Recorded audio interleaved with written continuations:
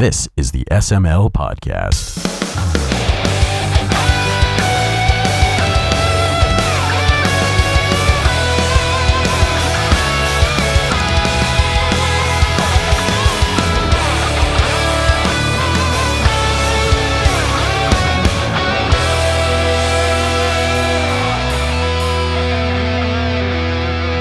This is the attempt to try and set limits for once.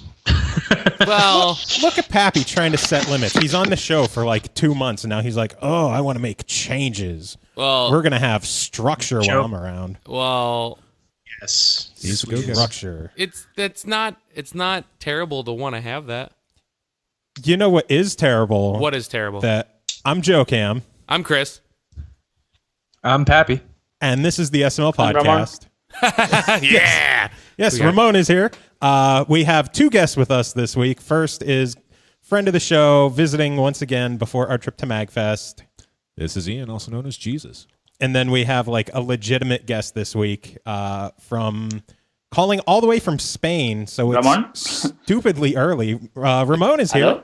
Would you like to introduce yourself? Tell us who you are, what you do.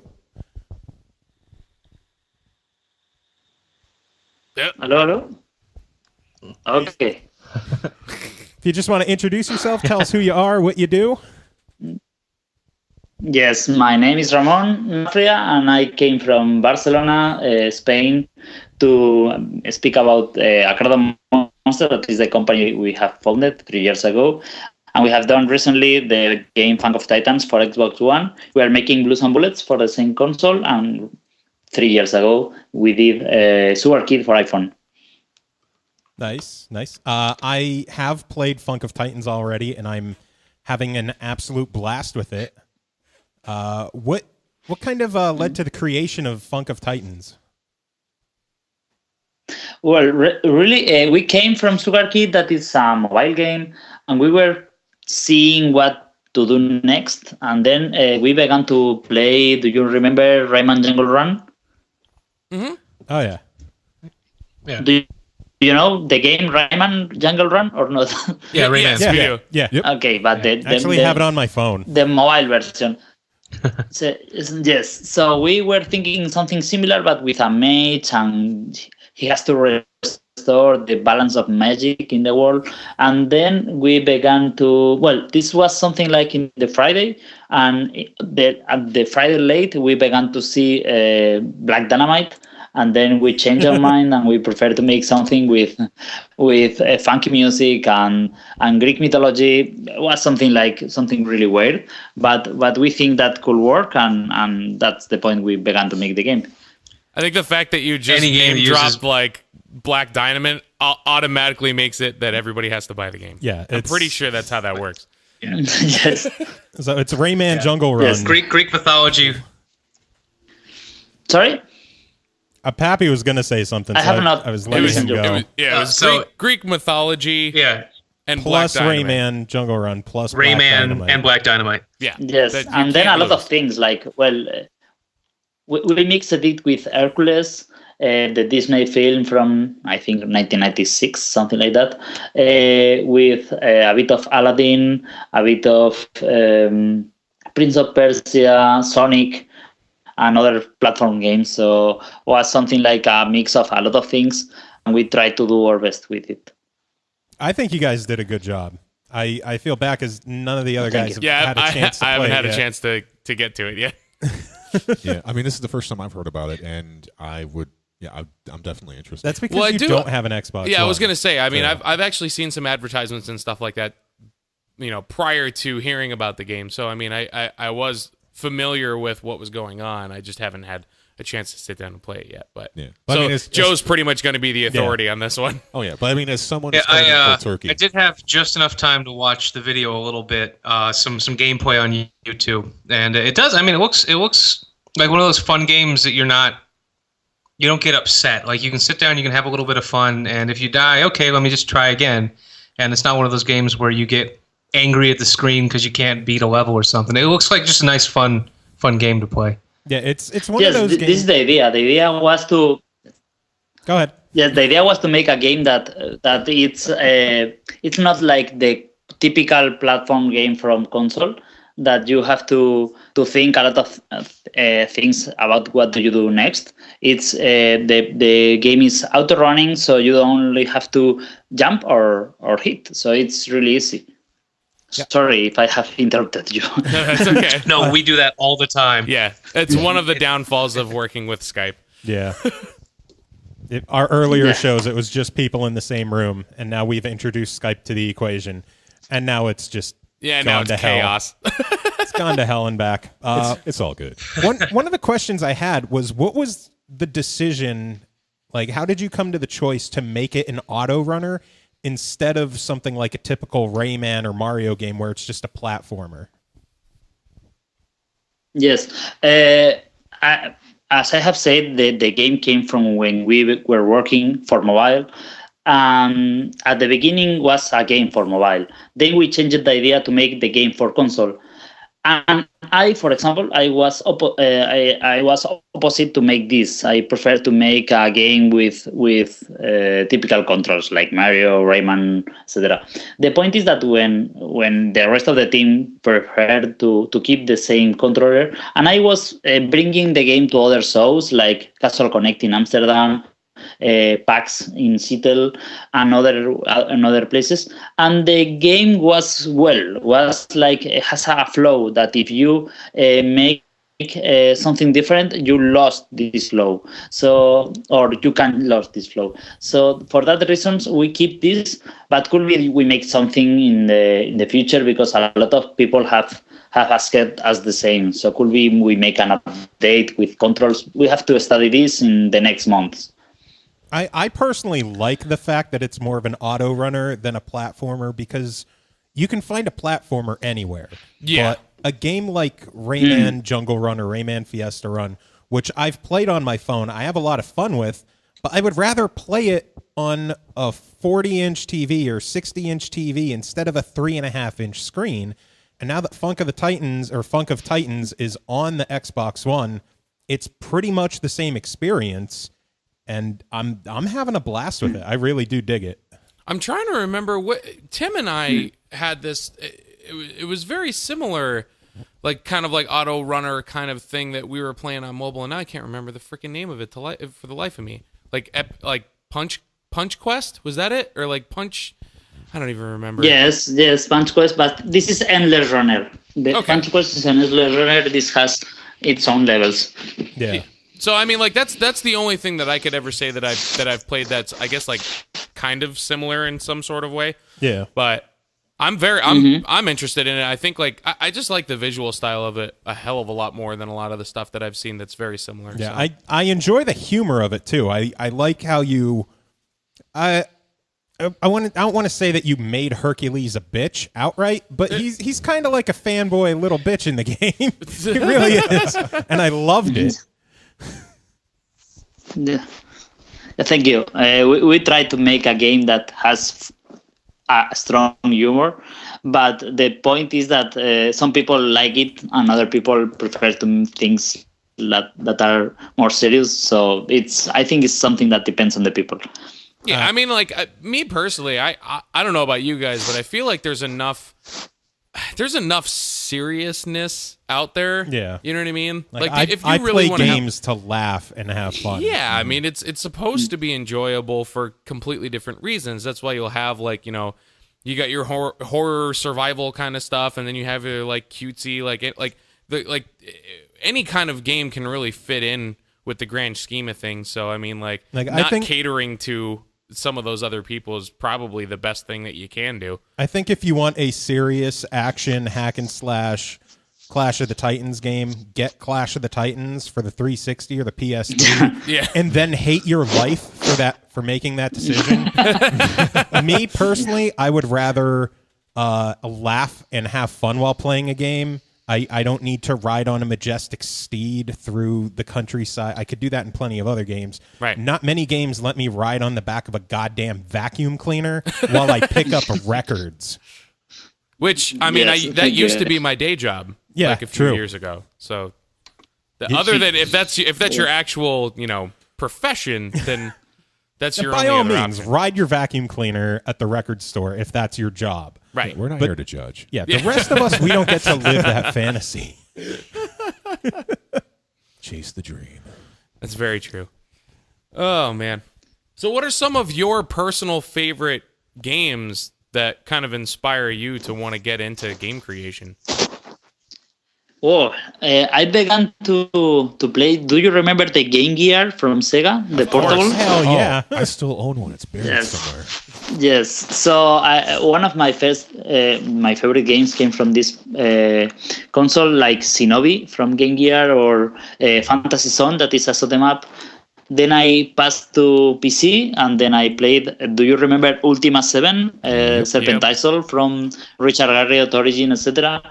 And this game for me was something like a blast because it was like a perfect game, and I thought, okay, I can make games because this game is perfect. So it's nothing we can do. We're not going to get past that ever. There are space for other things. Yes.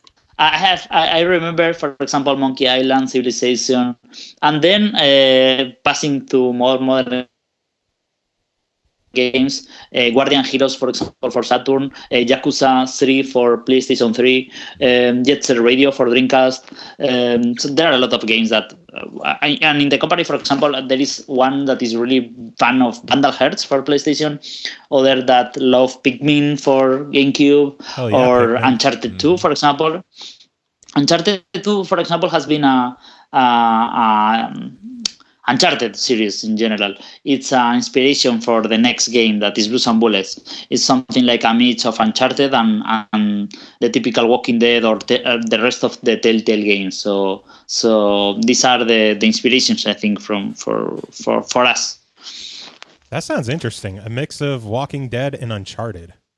That would be neat. Yeah. I would actually really love. You mentioned Jet Set Radio. I would love to see another Jet Set game. I really would. Yes, I worked as a tester in one of the first Jet Set Radio, but the conversion from Dreamcast to PlayStation 3, Xbox 360, and PC. Oh yeah, so like I have played a lot. What was the Xbox port. The Dreamcast collection was a part of that one. Yeah. But I guess the closest we're getting to a new Jet Set nowadays is Sunset Overdrive. Oh, I love it so much, though. It's such a good game. Have you played Sunset Overdrive? In Gamescom and other events, but I have not played it with my time because I have bought the Xbox One for playing Funk of Titans, the real Funk of Titans, and not the version we have done. So I need time for download it and to play it, but I still have to play the second part, Jet Set Radio Future for Xbox, because I need time for playing it. I have it, but I need time. Yeah, almost every single time that we talk to someone that's involved with making a game, there is like, man, I would love to play them, but I really don't have time. It's too busy making them. No. Usually, I try to finish like 12 games per year. Sometimes I finish more, sometimes I finish less, but something like 12 games. But you play a lot more, so it's not the same to try to play it a bit. For example, I have played yesterday a feature, but I mean I want to finish it. Yeah. So that's the point. Yeah, I honestly don't even think I'm at par try to and beat do the 2 same. games a year. Well, you try and beat like Dragon Age Inquisition like 7 times. Happy tries month. to beat my 3 score. like every hour. Did you win 2 it for back 2. yet, Pappy? No, I haven't played since I saw that. Fuck yeah! It's just gonna be a constant like back and forth. I'm gonna have to pick it up just to be like, a challenger has arrived, and then just like come in and just be like, just dump. I'm not worried about you, Chris. You will never defeat us. If people don't know what we're talking about the game Threes for the Xbox One. It's pretty much like what 2048 is it? It's match the 1 and the 2 to make a 3, the 3s to make a 6, 6s to make a 12, and just so on and so forth. And I had the high score. I was like the only one on my friend list to actually play it, except for Nick Chester, who's a goddamn demon with that game. He has like high score 27,000. which Pappy and I are in the 7,000s. Oh, And I'm proud of that. So Nick Chester is insane at the game. But I got to, I want to say 5,000, something like that. And then Pappy's like, oh, I picked up that threes. I'm going to play you. He's like, oh, yeah, I beat your high score. I like never get that hardcore into puzzle games, but I wanted to beat you. So he beat me. And then I went back and I beat him again. And then he ended up beating me by like 600 points to like 7,500. Just barely. Like, and then I squeaked into it. The other night, I just sat down. It's like, you know what? I think I'm going to try getting my record back. And after like a 15-minute game, I got, not even 100 points higher than him? Something like that. Yeah. And I'm just like, haha, beat you, fucker. And So, yeah, it's doable. I mean, I can still take it back, but I got to sit down and do it. Maybe tonight when I'm waiting for before I leave for my plane. yeah. I'm gonna pick it up eventually. I'll get it eventually. Well, that was a tangent. Ramon, have you played threes? You'll have to forgive us. We get off topic frequently on this show. All the time. Is he Is he still there? Ramon, are you still there? Yeah. No. jeez. That would be why. Oh, God damn it. Let me add the group call. Pappy, what the fuck?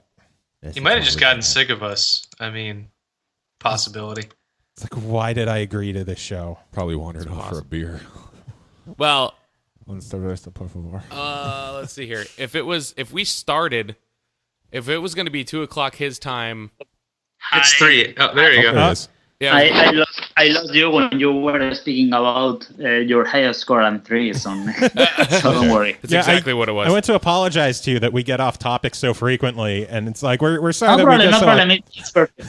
Yeah. Perfect. By the way, I have to say that we are making an update. I expect it will work, but we don't know yet because you know that leaderboards and these type of things, until you don't see it working in the real console, you don't know if it's really working.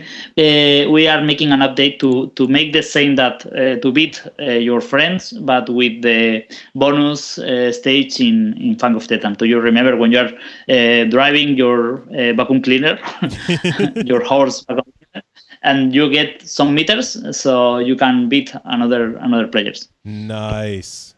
Well, I have such a hard time with that bonus game too. I think. Yes, thank you. I'm trying to think how far I got. I can't wait to try it because I think this is going to be like just how you and Pappy are with threes. Like I kind of want to be that way with this game and just keep like going back and forth. It's a blast. It really is. I can't wait to try it. Now that I kind of like. There's really not much more for me to do in Sunset Overdrive. Like I literally have like 2 guns that I have to level up to 5, and then I'm done. Like with everything in the game. Wow. So and then a couple other characters that I have to make in Diablo and get up to 70. But then after that, like my 2 go-to games, I'm gonna be like literally like nothing left to do in. So I'm trying to find like the next thing that I'm gonna dump like all of my life into. Well, all you need Well, is, I am bringing a game with me. what game? Oh, that's right, Dead Rising. Oh yeah, that's right. Yeah. So what I'm going to do is I'm going to bring it, and then I'm going to mail it to your house from Maryland. It'll probably get there before I get back. Pappy is captain of the dick move. That would be really hysterical though. Like Jordan gets here and she's just like, "What? Why is? Are you mailing yourself for MagFest?" Like, Skype crashed again. Yes. it happens all the time. It really does. It's not been this bad before. Why you don't use Hangouts or other things? The other day I had a video cast. The main reason that we don't use Google Hangout is because of how our recording setup is. We have all the audio from Skype calls running through my phone into a soundboard. You'd still be able to use Hangouts. Can I use Google Hangouts on a phone? Maybe. I don't know if it's on Windows Phone. Yes. Because it's Yeah. Windows Phone. Okay, that's the problem. We See? found the problem. See? Well, fuck you. See? That's what you get, man. Windows Phone. It's all about the Windows I love phone. my Windows Phone. And Microsoft. I have right? I have Rayman Jungle Run and Rayman Fiesta true. Run on my Windows Phone, which give me achievements. That's true. So I will give you that. eat my balls. You you get don't to have have fun. achievements. But you don't have Funk of Titans on your Windows Phone. Because It's very true. I'm you are so quiet. You need to like actually speak up. Ian. Oh, it's okay. I'm gonna. I can boost Yeah. because he's sitting right next to me. So That'll be as easy. as we're doing the podcast, I'm trying to multitask, and I'm cleaning out my Nexus since it's a lot easier to take with me than a laptop. And I apparently have Google Keyboard in English, Korean, Pinyin, and Hindi installed. I didn't know that you were fluent in those. Yes, I didn't either, but Just say you're all set if you head out just to in the Jade case. Empire. It's very true. And maybe you went to a website and it just downloaded the. It's like, hey, this I guy's only been turn to this Japan. thing on like twice a year. Well, maybe Maybe it 3 was reading times. in its spare time and it was learning how to use. Picked up Rosetta Stone while it was being unused. Yeah, there you go. Oh, so the first intelligent computer is my Nexus. We are not doomed at all. I got a Nexus 6. I feel like that's like the next amazing piece of machinery that I've gotten now. It's really hard not to What, throw out really? a Blade Runner reference right now. I've been using Really big and expensive, but the Nexus 6. Yeah, Yes. a Nexus 6. I bought the Nexus 7 40 years ago. Yes, that's because the Nexus 7 is a tablet. The Nexus 6 is a phone. Oh, it a okay. phone or is That it a makes a lot. phablet? really Actually, big it's phone. it's a phablet. It's fabulous. Look at the size of this thing. That's ridiculous. It's huge. It's great. Really? I I love mean- it. It's big. It's the same size as a But it's Note powerful. 4. Yeah. Basically. So what kind of phone do you have, Ramon? Yeah. I have a OnePlus One that is a Chinese big mobile. I was actually It's looking at Android one of and those. it's Wait to interrupt. but I have been like 5 years with the same iPhone 3GS, so Yeah, I was when I was looking at new phones, like I started doing some research as to like, oh, what are like the best top like smartphones that are out right now, and I kept seeing this thing about the OnePlus One, and I'm like, what is this thing? I'm like, I never see it in like stores and stuff like that, and I started doing some research on it, and yeah, that actually looks really neat, but yeah, I have no idea Yes, what it yes, is. I haven't it's- heard of it's it really good. before. I don't know. I'm like really into like tech stuff, so I keep tabs on it. I try to. Cool story, Chris. I do what I can. Sorry, I had to take a glug of water. Glug of water. So, Funk of Titans, what made you decide to bring it to consoles instead of mobile? well, when Microsoft began the ID at Xbox program, we tried to enter in this program. So we began to. Do you know how it works or not? Not Hello? really. I'm not too. I don't know too much about how the indie stuff works. Okay, so you fill a lot of you fill something like a spreadsheet, and then you enter more or less in the beginning of the program, and then more or less each month Microsoft sends you something about what you are doing or what do you want to present them, etc., etc. So we were in this communication, and in January, I think January of 2014, they invited us to go to London to present how to work with Xbox One, etc., etc. So we came there and we went there and then we presented Chris Charla from ID at Xbox or projects, and they told us, okay, please bring this to our platform. We are going to give you a couple of dev kits, and then you are going to enter in the ID Xbox, and that was true. They gave us a couple of dev kits, and then we began to work in ID at Xbox. So that's the point. For example, when we try to work with Sony or with Nintendo, you have to pay the dev kits. You have to, for example, at the beginning, you have to pay the Unity. So it was really expensive. And by this way, it's like you make the game for Xbox and then you forget about the rest of the things. You have at the end of the process, you have to make the certification, but it's something really common in other platforms, so it's nothing special. So for that reason, we try to make the game for console instead of making the game for mobile, because Microsoft came to us and told us to make the game for mobile, for Xbox One. That makes it a lot easier. Yeah, 100%. So that makes a lot of sense. Yeah.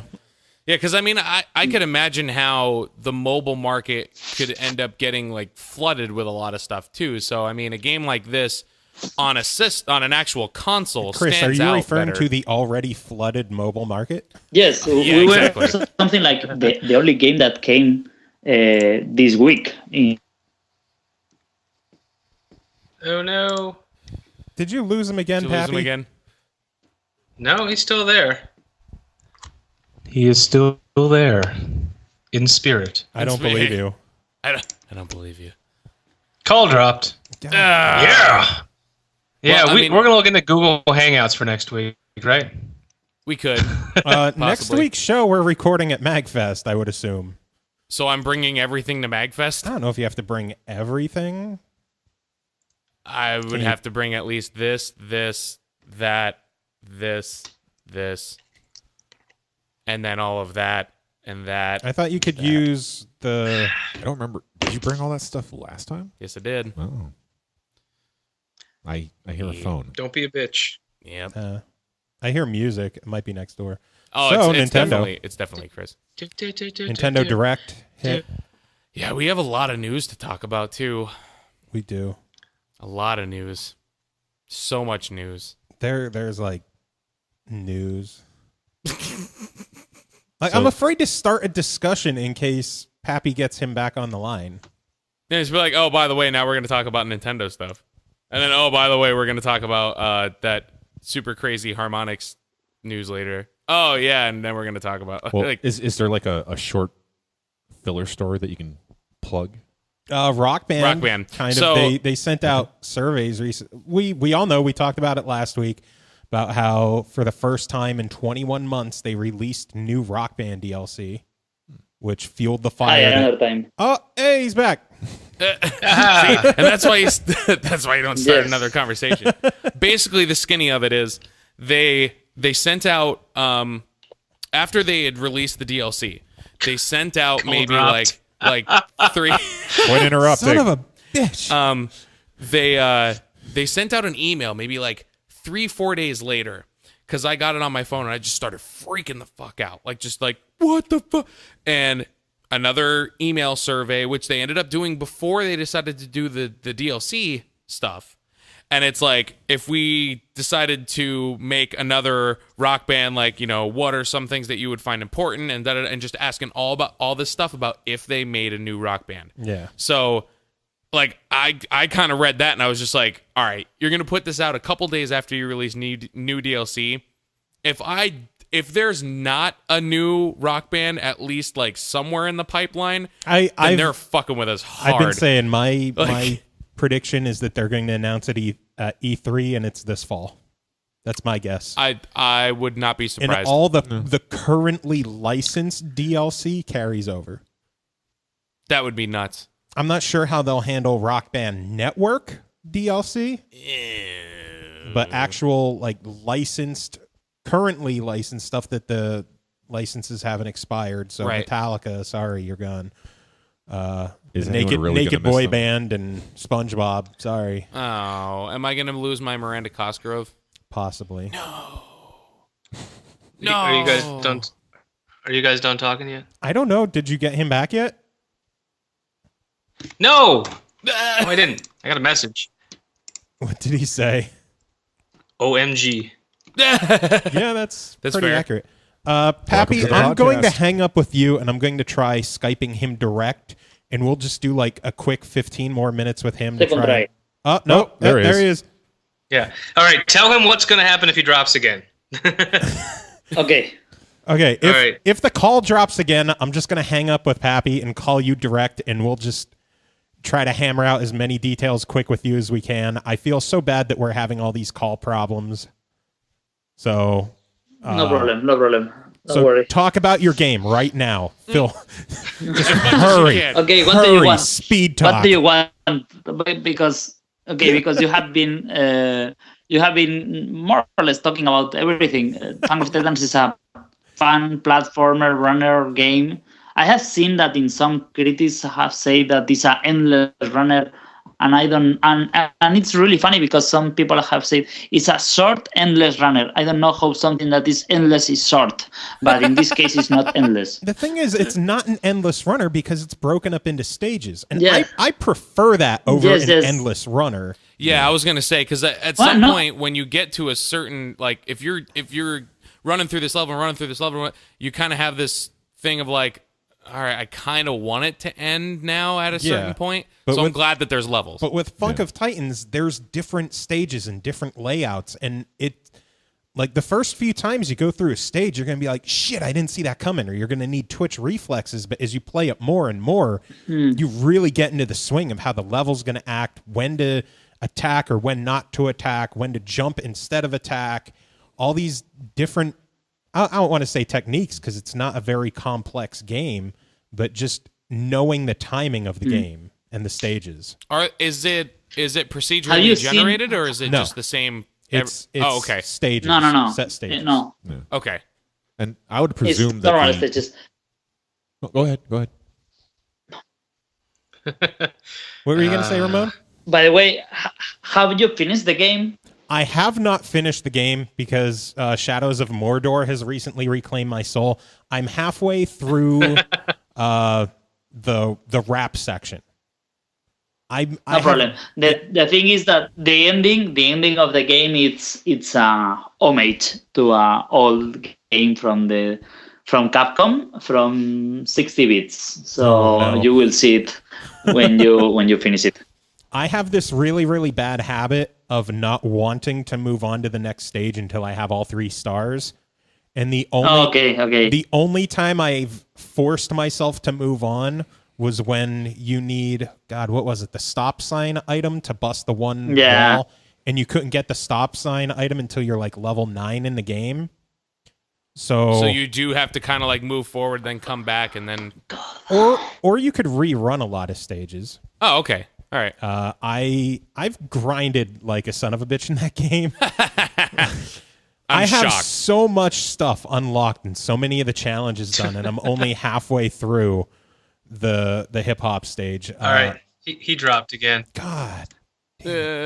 So you shut your mouth. He's sounding tired too. So give him a call, and then just shoot me a text when you're ready for me again. Okay, I hate you. Well, I'll take the opportunity to finish what I was going to say. Is Yeah, that go ahead. like in the whole like endless one Funny, stage Joe. versus the multiple stages, I would presume that like the variety would be much more appreciated, and that like for example, I mean if like just like Temple Run, Right. I mean that's a popular one. I mean that's kind of cool and nifty, but like after a couple of minutes, It's yeah. just I mean, you're not. yawn. I mean, it's the same thing over and over and over, and eventually you just get used to everything. Whereas, like, if you have, Joe would probably be able to elaborate more on this. Is that like different levels have different kind of feels to them? Yeah. as So to there's how you supposed to be approach. different genres and stuff, right? Yeah, The first world is all pop themed. The second world is hip hop, and the last is rock. yeah. We'll get him back on. Calling him direct, so no Pappy this time. So this might work better.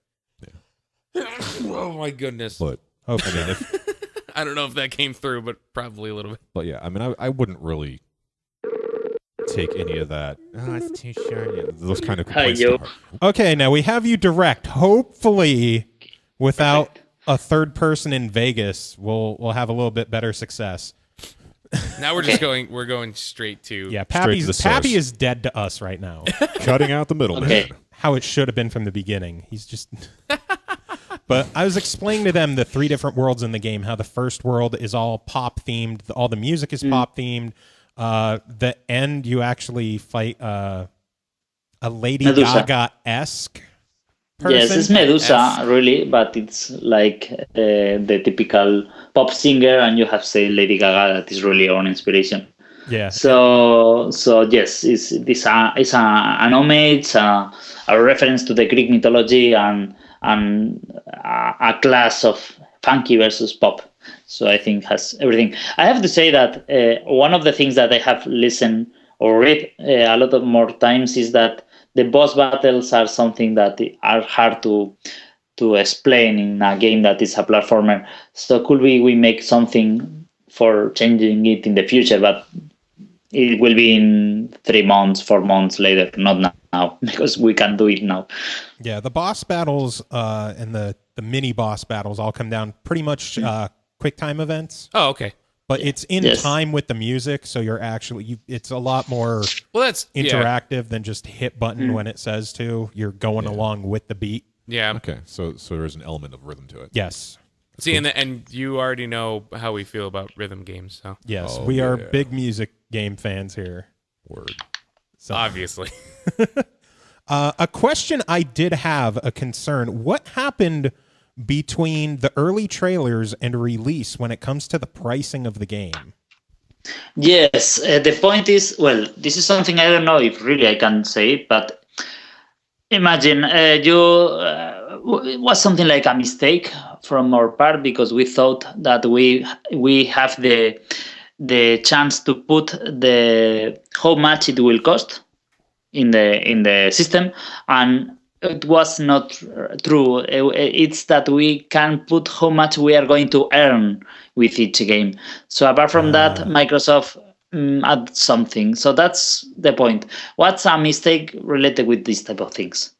Yeah, and that was something. Even when we got asked to do the DLC for Rock Band and stuff like that, they were like, "Well, how much do you want to put the prices at?" I'm like, I don't know, like a quarter. They're like, no, like there's certain increments that you have to charge, because this, like, Microsoft gets a cut, and then the publisher gets the cut, and then you got that. So like realistically, like each download that was maybe like $1 for each song, like we made like a quarter or 20 cents or something like that. So yeah, because I know before the game came out, all the pre-release that I saw said that Funk of Titans was going to be $8.99, and so when it came out at $12.50, a lot of people were kind of confused, and I just wanted to find out, like, if that was a publisher kind of thing that made the price go up, or what was going on with that. I would assume that would be more Microsoft's end. Yeah.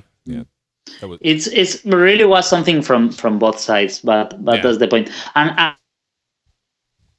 oh no. Interesting to see that some people have said that for example, if the game costs some amount, it will earn some score in the review, and if it costs other thing, it's other score. And for me, I have been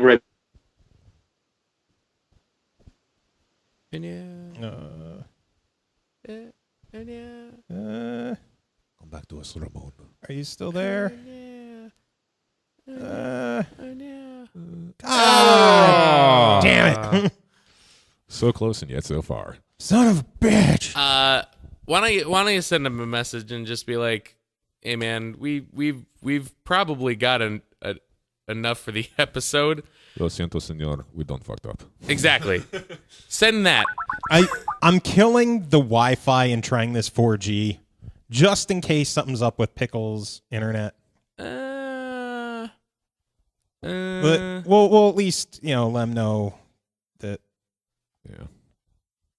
we're trying, and we do. It's calling, and we do appreciate. Yeah, I know a lot of the negativity and the negative word of mouth is because of the price. I do think $9 seems like a more fair price for the game, but that's kind of out of their hands. Yeah, Microsoft threw their little percentage on top of that. Yeah, it's 12. And you know what? And that stuff's going to happen. That's actually kind of something that's unavoidable in one of those kind of instances, because obviously you're going to have a certain The amount of... person whom you're trying to reach is currently unavailable. Please leave a message after the beep. Shit. I was going to say, are we actually leaving a message? Because I'm not prepared for this. If we really wanted to leave a message after the beep, I think Send him a text, send him a message. Just be like, hey, man, here's what's going on. We appreciate it, but Okay, shit's then fucked you up. two talk.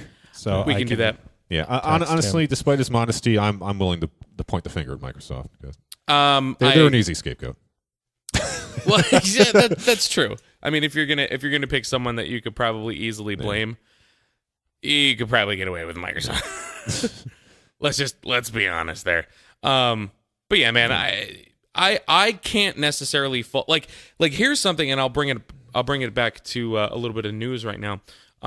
So everybody that I'm friends with right now that plays on PC, they keep telling me about H1Z1. Yes. So H1Z1 is a zombie survival game that is on Steam Early Access right now. You can pay $20 and you can, it's a Steam Early Access game. I mean, it's along the vein of like DayZ. Yeah, so it's pretty much Sony Entertainment Online, their response to games like DayZ, State of Decay, Rust, stuff like that. Now, from what I had heard about it, everybody was like, oh, this has a lot of potential, blah, blah, blah. And then all of a sudden, the game releases for early access. And then, I don't know if it was the day of or, the day after. It might have been the day of. But everybody's like, the interviews... Is this about the pay-to-win controversy? So in all the interviews, they were like, oh, the only way to find, ammo and guns and stuff like that is to...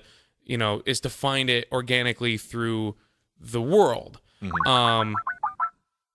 Now all of a sudden you can pay 500 station cash or $5, real money, and it will an air supply will drop a crate that you can loot, and the majority of the time it has guns and food and pretty much all the essentials that will essentially make it so that you're awesome in the game.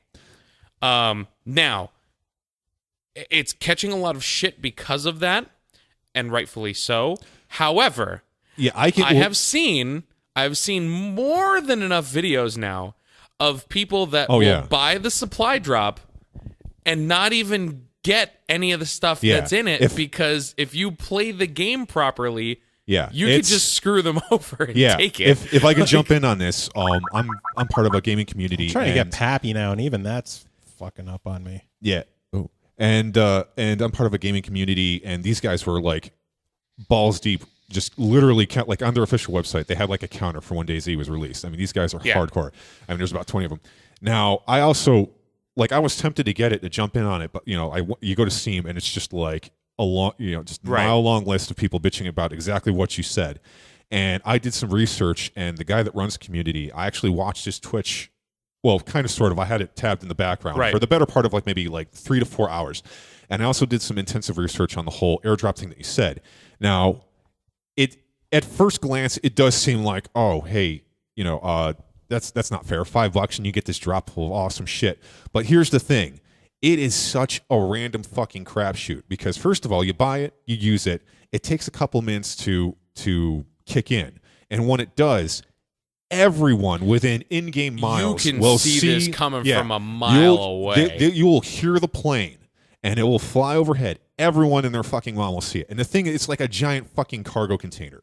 And I think it actually takes literally... It takes a while for that to fall. It takes 4 actual minutes for it to touch down. Then once it touches down, it explodes, and there are zombies that are in the crate that you have to fight to get to the stuff that's in there. Is this still that H1? Yes. Yep. And on top of that, as it's falling, there's also a smoke flare that goes there's up. a flare, So even if you miss the airplane, you'll still see this giant fucking column of smoke signifying exactly where it is. Right. So this basically, sounds like a lot of changes that they've already made based on what you guys are talking about. No, this was what was implemented from the beginning. Because what I saw from the beginning, and what I've seen people talking about from the beginning, was that it was nearly guaranteed to land near you There were no zombies in it. It does land near you. No, I mean like on you. No. Because no, I know no. that they've added a delay to how long it takes for the plane to come. The plane flies slower. They've increased the radius where the box can end up landing. From like day one, there were people just complaining about how easy it was to get the box that you paid for. It's over-exaggerated nerd rage. Not to mention the fact, yes. Wait, are you saying that the internet is overreacting to something? Now, it's hard to believe, but yes. Yes, but now I will say this: I feel that there is some credibility and correctness in being pissed off at the fact that you have to spend. I mean, it's early access, like paying to get into the alpha. I don't like the idea of the whole Steam early access thing. Yeah. I've gotten burnt twice on it. Ouch. So Okay. I literally I have no interest in wanting to do any of these fucking early access bullshit things because they've already got your money. Yeah. It's to the point now where it's just kind of like, if we don't finish the game, we don't fucking finish the game. Maybe it takes us 9 years to finish the game. Once we finally finish it, then you can't say shit. So go, you know what I mean? So the idea of an early access game, I don't like it. I really don't like it. However, I feel like in certain instances it's justifiable. Like I just don't like this where it's like, well, we're gonna make the game free to play eventually, but if you want in on it now, then you have to pay. If you want to beta test the game, alpha test the game with us. Yeah, like I don't like that. Although back to the whole airdrop thing, the biggest universal complaint I saw wasn't how the airdrops were done, but the contents of them. Because like on interviews weeks, months, and even like days ago, they said that there's absolutely no other way to get guns and ammo than by finding them. To be fair, but they're in airdrops. To be fair, you're still technically, even though you're paying for the airdrop, you can still technically, quote unquote, find an airdrop. Yeah. Because let's say I am in the same server that Ian's in, and Ian pays for an airdrop. Yeah, Even though I didn't pay for it, I can still have a chance to get that airdrop and get the stuff from him. Yeah, so it's still technically someone paid for that. Yes. So in some way, it's still pay for someone to win. Yeah, In a manner of speaking, it boils down to like well, I'm trying to think. Get into the nature of the disagreement. There's a lot of knee-jerkers just like, oh, it's pay to win. You get all this stuff. But the thing is that once you like understand how risky it is to do it, I mean, it doesn't. Because like just say I buy that ticket and I go to the farthest edge of that map, like the deepest bumblefuck you can find. There is still a solid chance that anyone within miles will see that plane and they will follow it out where it goes until they see that drop. Yep. And all they and what they can do is they don't even have to beat me to it. They just have to wait for me to waste all the zombies and then bam, pick him jump off. me, pick me off, and there goes all my shit. You know, So I mean, it's the not risk even versus the reward. Yeah, I is mean, not it's absolutely like if you buy this, you will be solid and set up in the game. Yeah. Like it's Oh, not. no. It's not a guaranteed No. thing. I mean, the only way I could say if you're guaranteed is if you have like a whole posse just guarding the drop zone. Right. I mean, However, doing that shit by yourself, I mean, it is like a huge fucking gamble. yes. Not to mention the fact, and this is the main thing that I want to get across to people, because of the nature of the game. Okay, you can enter in to certain servers. Like obviously, this is it's in alpha. But it was the same thing with Rust. There were certain servers that you can go into because there was a similar thing that was in Rust, but you didn't have to pay for it. Yeah. In certain servers, that ability was just turned off. Yep. So if you find a server that just straight up doesn't allow airdrops, then there goes that entire argument. Yeah. That's just the way that I feel about it. Not to mention the fact that, again, it's an early access game. Yeah. That There's still can a lot of stuff, completely, that could completely change to the what they end up with. Yeah. I mean, I think the only legitimate argument that I've seen that I would be willing to validate is the fact that it can be argued that I forgot what the dude's name was, but the guy that initially The guy literally said he was just said, like, oh yeah, I mean, we're not going to initially do say this. Like there is no mechanic in this game whatsoever that will be misconstrued as a pay to win. And then the airdrop ticket comes out. Now, hold on. Funny note: Pappy's modem died. ooh, oh, geez, that's unfortunate. yeah, but I mean, and he said there's going to be absolutely no pay to win mechanic, and then they introduced the airdrop ticket. Now, like I said, I mean, it is incredibly risky. I mean, like for example, like let's just say the three of us are jamming out in the server, and all of a sudden, like we see a plane overhead, and we're like, dude, let's go check it out. And it turns out it's just some noob who has no idea what the fuck he's doing. He just spent $5 on this. He's so done. And and we could either wait for it's entirely possible that the dumbass can get killed by the zombies that pop out of that crate. And then you literally just Merry roll Christmas. up and then here's a $5 crate that we didn't pay for. Yeah, we just took your $5 worth of stuff. Have fun with that. I just think a lot of people feel betrayed that there's guns and ammo in the airdrops. Yes. I mean, I can think be argued, that is how they fix it. They don't put guns in there. They don't put ammo in there. They just put random supplies or cosmetic stuff in there. See, but that's which the was thing. their plan from the beginning. I understand that, but at the same time, like then there's literally no appeal to wanting to do it at all. I don't see the appeal to do it now because I pay money. I might not get anything. Why the fuck would I pay money? Exactly. To be fair, you don't have to, and you'll still get a good game. Like I don't see it as pay to win.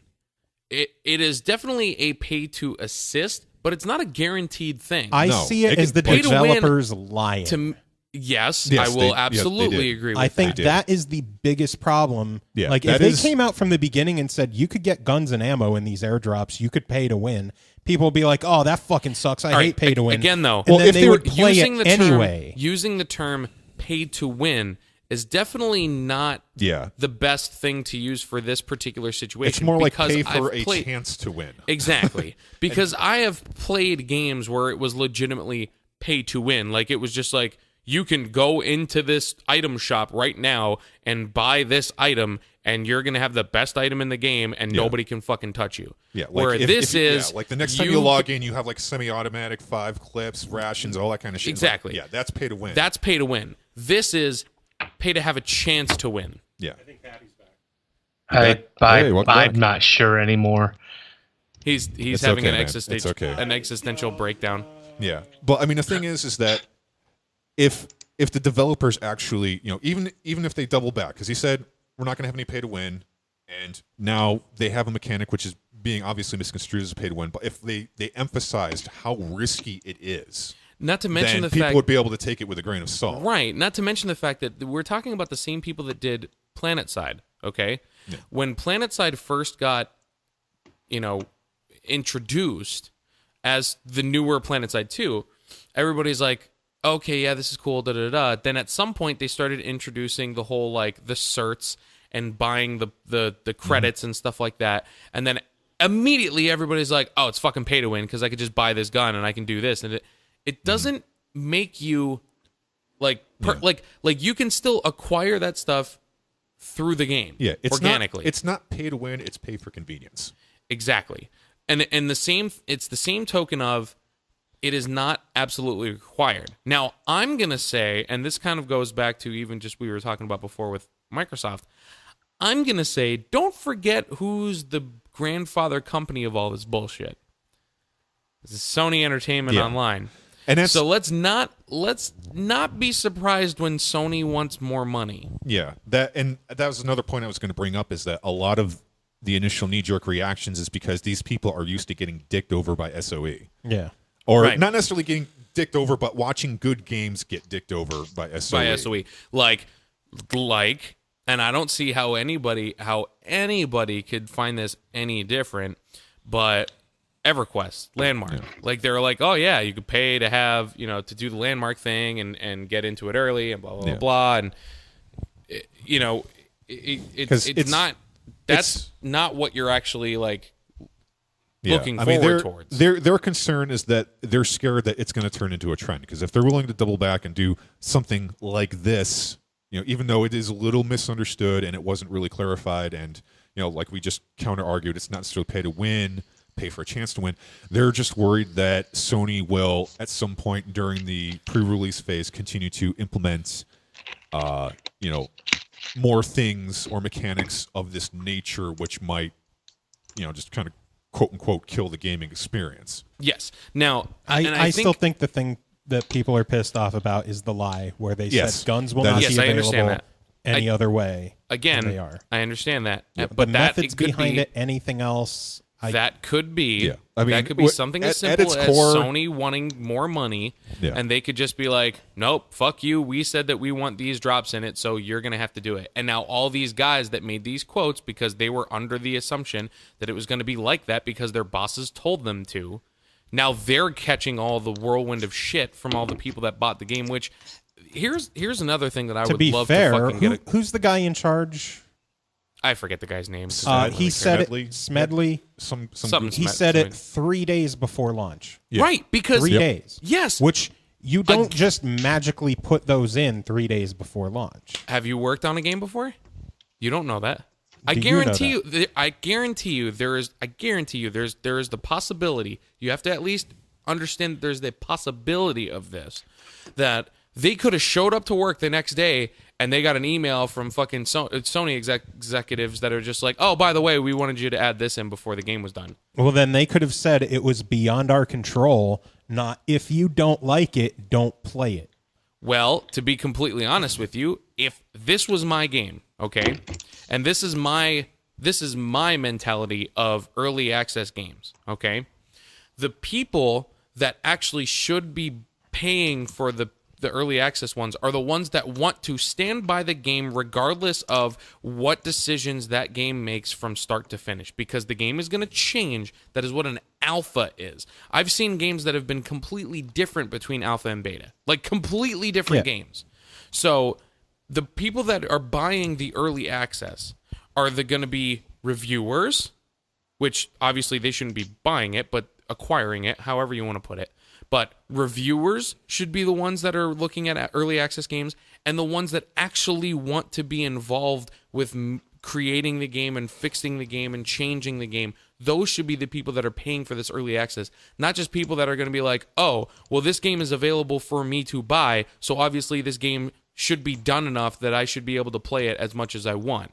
And play it just what like about the put it up people who against. have been following the game for months and they've been told things about the game for months and months and months and months? But again, and the day of release, it completely changes how the entire game is played. Again, And- you have to understand that that's what you're getting into when you're trying to follow a game from its very inception. Like a knee-jerk reaction of something that changes in one day. Like, how do you know that as soon as we finish this podcast, how do you know tomorrow they don't just fucking change it? And then all of a sudden They it's might because of the backlash, but when you said for months, up until 3 days before release, you cannot get guns or ammo any other way. 3 days later, it's completely different. No warning, no heads up. And it's not even that they came out and said, "Hey, we're sorry, we were kind of shoehorned into this." It was, if you don't like it, don't play it. If your boss... If you're that big of a fucking asshole to your customers, I hope they go down. I hope the game bombs. See, but that's the thing. Like, when you're putting out content like this, to me, and I don't know if this is just the way, I don't know if I'm looking at it wrong or... I think, based on what you're saying, I think you're looking at it wrong. What the fuck are you talking about? H1Z1. The new It's a zombie survival game from Sony Okay, Online so what did they Entertainment. change? I've heard of the game. What did they change? We just talked about it for 20 minutes, Pappy. Where the fuck No, have you been? you did nothing since I got on was say that they made changes. They made changes. You didn't specify. They put in the opportunity to pay $5 or 500 station cash, which again you can acquire a penny station cash. But you can pay to have a supply drop near you that will drop items. Basically, a plane will fly overhead. It will drop a giant supply crate, and inside the crate, there's stuff. There's just some random supplies and stuff, including guns and ammo, which for months beforehand, including 3 days before the game launched, they were adamant about saying you cannot buy guns and ammo. You must find it or scavenge it. There is craft it. There is no other way to get guns and ammo. 3 days Okay. later, they're in airdrops that you can pay money for. Yeah, that makes perfect sense. Because fuck you, that's why. And the developer, instead of trying to explain the situation calmly, kind of turned into a little bitch and was like, if you don't like it, he pulled don't Michael Bay. play it. Yeah. But now you have to understand too, man, like with the amount of shit that he's going to catch, like if I was in his position, would I honestly have handled it differently? Probably not. Because you're going to have like your livelihood, okay? This is your job, okay? If you have some little shits that essentially just spent mom and dad's money and they're going to bitch at you because you changed something in a game that's not even done yet. The game's not even technically like released in its full entirely like this is our end. But it's out there for consumers to play with months of promises behind it. All I'm saying is if I was in his position, okay, be like, look the game's going to change. If you don't want to change with the game, don't support it. That's fine. I'm not going to, like, I wouldn't care. I really wouldn't. Because the people that want to support it and the people that are going to want to help you make a really good game are going to be the ones that opinions that I'm going to care so about. Adamant about the whole not able to be obtained any other way. I think what it boils down Again, to is it could be out of his control. How do you know he didn't get? Then he could have said it was out of my control. You can't say that in a job. Sure you can. No, you can't. Things He'd be changed. fired on the spot. Yeah, he'd be basically Things- throwing his bosses under the bus. He saying, couldn't be like, "Sorry, oh well, but my things bosses changed. were It being was dicks." something. That's It was basically something out that of our statement. control. No, you can't make that statement. It's not. He's not saying, "Hey, I didn't make the call. The Oh, dickheads all above right. me made." All the call." right, Get hey. fired. Yeah, he would get fired. So the guy but someone said that this dude basically got all like. yeah, he pulled a Michael Bay. If offensive. you don't like it, fuck off. We Yeah, sell your well money. then, if you can't say anything to defend yourself, just don't fucking say anything. Say, hey, here's how it is now, and then don't fucking feed the trolls. Yeah, I mean, like honestly, I was kind of pissed off and disappointed when I first heard about it. But after I did enough research and understood how high of a risk it was to actually get this ticket, I mean, like I don't know if you heard how much we expanded on the risks.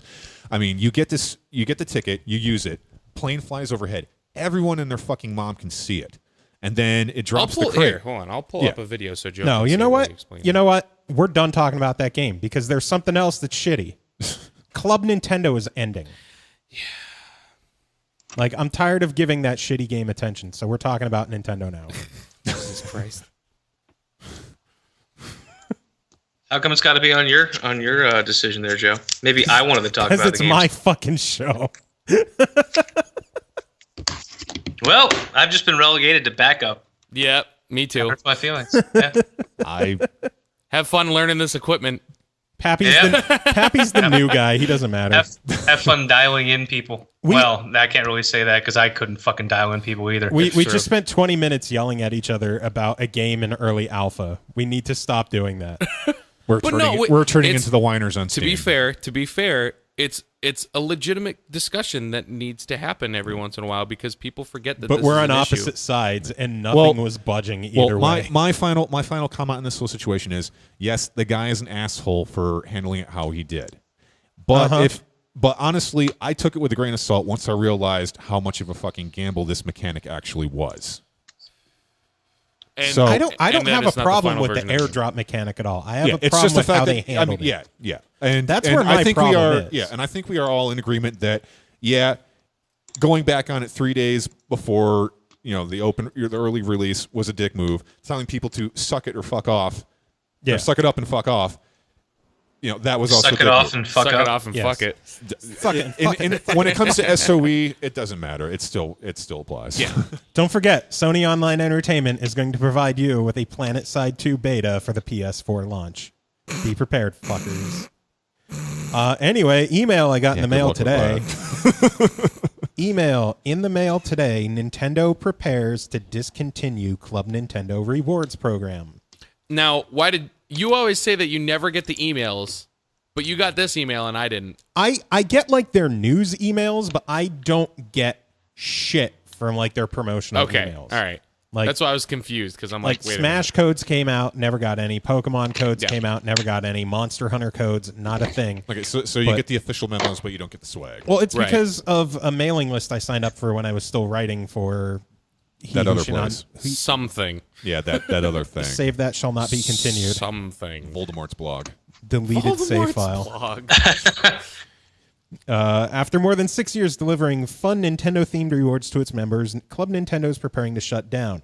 Nintendo's loyalty rewards program rewarded members with a variety of items such as downloadable games, posters, figures in exchange for coins that members earned by registering products or completing surveys. Club Nintendo members in the United States and Canada can earn coins through the end of March and redeem those through the end of June. Nintendo will be announcing a new loyalty program at a later date. So after years of their physical rewards getting shittier, including their platinum and gold rewards this year being digital-only bullshit, they're just killing the program completely. Maybe But they that's were why. But it did say that they're going to replace it with a different rewards program. Allegedly. That's what it just said in the email. It said that, but I don't believe them. Yeah, I mean, maybe that's why they're shutting it down because I mean, it sounds like a precursor with all their top tier stuff getting crappier and crappier, and then they're just might as like, fuck it, why we Yeah, but might as again, well just cut they it off might instead be, of half-assing it because all of our dedicated hardcore club members are getting pissed off at all the shit we're sending. But again, it does say in the email that they're going to plan to try and do something else. So it's not like they're going to just completely give up on trying to give back to their maybe they just to their customers. Like they're going to do something. I've been burned by Nintendo so many times in the past. I'll say I'll believe it when I see it if we get a new loyalty program. To be fair, everybody's been burned by some company at some time. So I can't say that I'm always the first one to jump and be like, well, this is going to fuck up and this is going to be terrible and this is, you know what I mean? Like things happen. You have to kind of be able to just move along with the flow of stuff. Nintendo's been doing a really bad job of treating its customers well the past year, so I really don't have high hopes for them.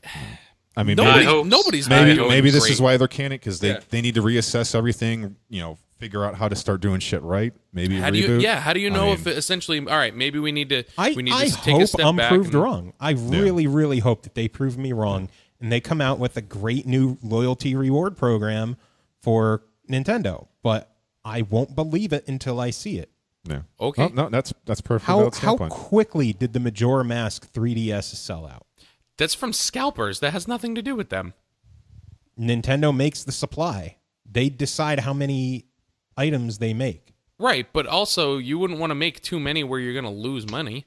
Like you think Nintendo's going to lose money on Majora's how are you Mask be able to systems? How are you going to be able to gauge how many to make before enough is enough? Really? Absolutely.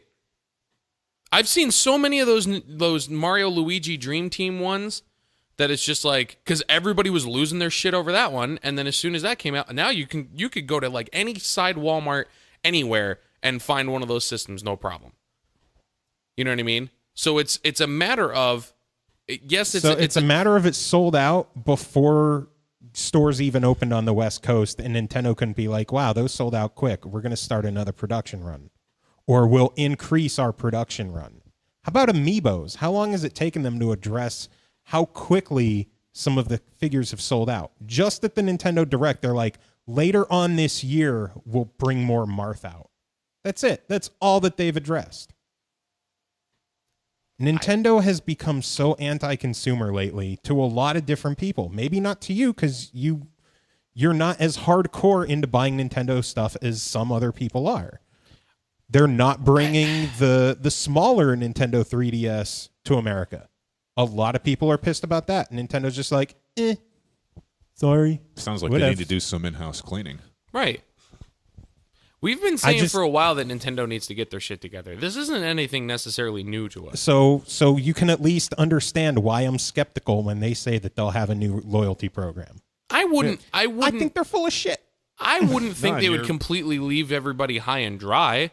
Well, no, they're not leaving everyone high and dry because according to them, We want to make this time of transition as easy as possible for our loyal Club Nintendo members, so we're going to add dozens of new rewards and downloadable games to help members clear out their coin balances. Okay.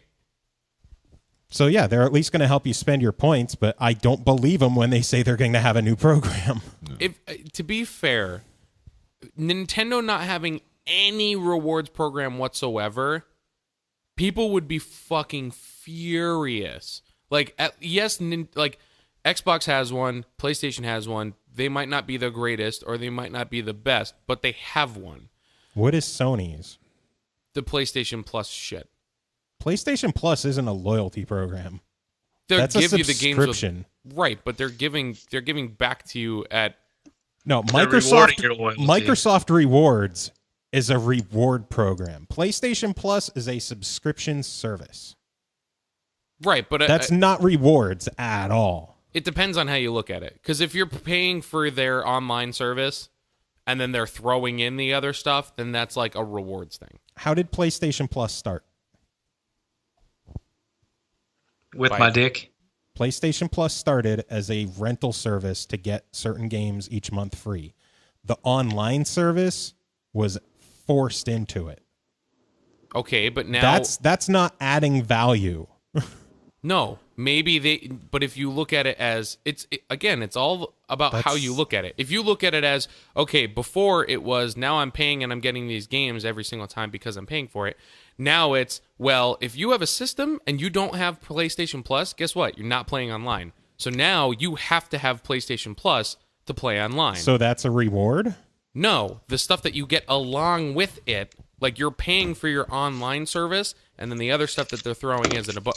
I'm not saying it's the Games greatest with thing ever. gold is a reward because you were never paying for games with gold. You But were how is paying that for the- different? I don't understand how that's different. You're Okay. you're paying for your online service, and then you're getting games for free. Okay, on Xbox, you paid for Xbox Live to Yes. play online. Yes. On PlayStation, you didn't. No, we're talking current gen. Okay. Current gen, Xbox, you had to pay to play online. You have to pay to play online. You're forced to pay online with Sony. Which is the same thing for Xbox. Before you didn't have to. But not for the 4. We're talking current gen now. We're talking current gen. And I'm talking the lifetime of PlayStation Plus. Right. Okay, that's When fine. PlayStation Plus started, it was for a game. It was for games each month. With the way that things are now, I'm talking about right now. With the way that things are right now, if any company that's currently in the current gen of games that didn't have some sort of reward program whatsoever, people would be furious. That's all I'm trying to say, so that I believe Nintendo will do something after this is over. And again, PlayStation Plus isn't a reward program. It is it is a mandatory subscription. Xbox Rewards is an actual reward program. That's not Xbox Live. Video Xbox games, Live serious compares- business. Xbox Live compares to PlayStation Plus. Xbox Rewards, there is no PlayStation reward program. PlayStation Plus isn't a reward program. Your mom's a not. reward program. Oh. I just don't see how PlayStation Plus could be considered a reward program. You're rewarded for giving them money. Yeah. Pretty much. With a punch to the dick. Pretty much. Yeah, I didn't say you want the reward. Well, you don't like the reward, then fuck off. I swear you're like timming me here. Like, But I'm not trying to. Okay, Like, I'm just. let's Yeah, simmer no, down, Joe, guys. Let's simmer as down. the outside observer who can't see your faces, you are getting upset. He is not egging you on. I'm really not. Like, I'm. We love you, Joe. But It's okay. Find your happy place. Find your happy place. Like, I'm not Offense trying to here. do this to, like, see you go off. Like, I'm just trying to say, like, I mean, I'm just trying to explain it from a different point of view. That's all. these aren't the Steam. Although I forums. am We're not trying to actively troll. jealous that I couldn't have trolled you intentionally on that because it's fun. I honestly, I don't think that I'm clever enough to do it on purpose. okay. Like, Let me- I'm really not. Getting back to the point. No. They're no. Well, you're looking at the glass From the beginning. Oh, jeez. From the beginning, PlayStation There was Plus. the Earth. PlayStation Plus. Shut the fuck up. And on PlayStation the Plus. 7th day. from the beginning, you were being skeptical. Skeptical. Words? That's a word now. Irregardless, I'm a skeptical. that Nintendo would institute a new rewards program. You'll believe it when you see it. That's cool. Given your history and how shitty you've been treated, you are well within your right to feel that way. You're looking at the glass as being half empty. Chris, on the other hand, is looking at it as being half full, and that hopefully they will take the time to reflect upon how they have been fucking up and will theoretically, hypothetically, improve upon where they went wrong. Precisely. And I don't own anything by Nintendo. Yeah, neither do I. In fact, it took me a minute to figure out what the fuck the Nintendo Club was. It's a way that you can walk into GameStop, take all the codes in the games that are on the shelves, and put the codes in and get free stuff, and that's it. That was the only thing that Nintendo Rewards was designed for. We still love you, Joe. It's okay. It's okay. Well, they do. Well, My point. Initially had PlayStation nothing Plus. to do with PlayStation Plus. No, we've moved on from the Nintendo because Chris is calling PlayStation Plus a reward program. And I think we've all acknowledged What by is- now that it was a bad reference. Yeah, and the rest of us have moved on. yes. No, because you're still over there like, it is a reward. No, he's giggling at you. I really am. I really am. You didn't see the look on his face. I heard his face, Joe. I heard it. I heard his face. So is there any other news that we should be apprised There of? was a shit ton of stuff from Nintendo that we didn't technically cover from last time. So the Majora's Mask new 3DS XL, because Nintendo branding. I'm convinced they don't know how to call, like, they don't know how to brand stuff at all. Like between the Wii and the Wii U and the 3DS and the new 3DS and the 3DS XL, the 2DS, and it's got. Can the next one be the 3DS 150? I think jumbo sized? the Can I get some The fries with 3DS that? 350 it'll be the supersized. newer 3DS XL, because they'll be like, well, we already called the last one new, so we'll just be, As long as they the don't new fuck you. up and call it the Newest. 3DSS. Oh God. 3DDS? 3DVDA? What? The worst part about it is that I could see them doing it. Yeah. Heil Nintendo with the new 3DSS. Oh DV. God, I didn't even think about that either. Shit.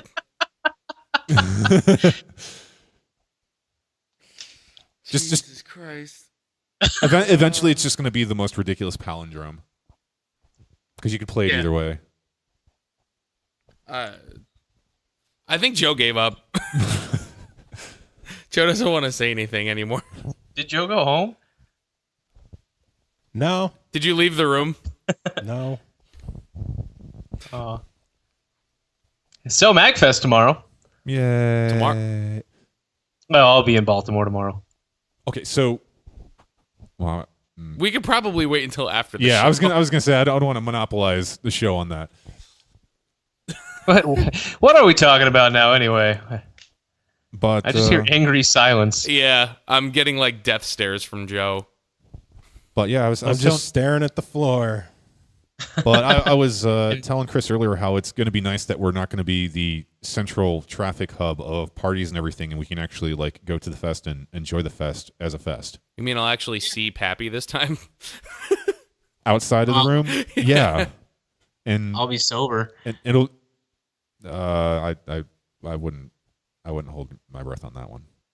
But anyways, Oh yeah, Ian, you're not on social media. That's right. So I'm an alcoholic, and I've been sober for 3 months tomorrow. oh really? Oh Yeah. Oh yeah, that's Oh, right. You don't shit. have a Facebook. New surprises every SML podcast. Surprise! Yeah, I guess I shouldn't be telling you what I have in my trunk right now. You know that there's still a bottle of Jaeger that's sitting in my closet because you guys left it at last MagFest. Yeah, because we literally went, there is too much booze here. Fuck it, someone else takes He's like, something. somebody please take this, and I'm like, I guess I'll put it in my bag. Well, Oh, like fucking- a good chunk of the booze that we've been bringing to the parties are leftovers from like 10. I'm not. Yeah, we surprised. haven't. Like we all haven't, the booze that's in my trunk, except for maybe like the one bottle of tequila, and I'm not going to get into that story. It's like just leftovers from like the past couple of years. Yeah, I mean, the I first usually- year I I usually think we toss dropped. Yeah, I mean, I usually toss out like the perishable stuff. Like, there's no way I'm going to keep like a bottle of like fucking Irish cream for 2 years. Enjoy the sour cream. Yeah, no. Yeah, right. Yeah. But like This just Irish the sour cream. straight regular hard liquor and stuff. I mean, yeah, I'll hold on to that. Stuff keeps really well. Yeah, the first year we probably spent $600-700, and then the year after that only like $400, and then I think last year we only spent like $200 because Yeah, I mean, it was basically like just select bottles for personal stashes. yeah. That's like I got gifted like 2 or 3 bottles of wine. I might bring one. Yeah. That's it. Like, Yeah. I mean, I'm not expecting to clean out. I mean, I don't have a whole lot, and I'm not expecting to clean it all out in this one go, although there are probably some people that could. But, Well, there is going to be someone we know is going to be having the party room. They've already said that they're going to be the central, so is it red? we can always. No, Oh, good. no, Nothing against Rez, but nothing against Rez, but no. Remember, Party Central requires a down deposit. Oh, But that's harsh. yeah, well, I do admire his initiative and spirit. yes. His spirit, yes. Well, I mean, he really did try at 8.5. I had a good. Oh yeah, time no, going over 8.5 was his- yeah. nice. Yeah, it was. That's But what that I assumed if required anybody was several gonna do it, people. it'd probably be Yeah. Like him. he was on the fence though, because remember a lot of everything had to go right at the end because he needed the other people to go in with him. Yeah. Yeah. But no, it was a good time last time. Yeah. Yeah. This will probably Mike- be. Oh, no, go ahead. My goal next year is to get the big room from the year before, and then at the last minute, not let any of you in and just pay for it And myself. just do it by yourself. Be straight baller, just like Oh, you mean- just you mean doing the- cartwheels around that fucking room, just Oh, being you- like, Oh, wait. Do you mean the presidential or the other one? The one from 2 years ago, the Beast, the one with the shower, the one Oh, with the shower head yeah. and 3 walls. Yeah, yeah. That was the most beautiful shower I've ever showered in my entire life. I'm kind of jealous Like, that did, I wasn't Yeah, well- naked in Pappy's room. did you? Did we're you gonna get the same one next year. Yes. In fact, I'm gonna get the ball running on getting that next month. Okay, no, that's cool. I wouldn't know. I never got a chance in that shower. Gross. Even I'm sure Pappy would let you if you wanted him to. Yeah, if you want to have a chance, Joe. because. Well, I'm trying to think. I got to No, use the he was too shower- busy hogging the room to himself. So I was.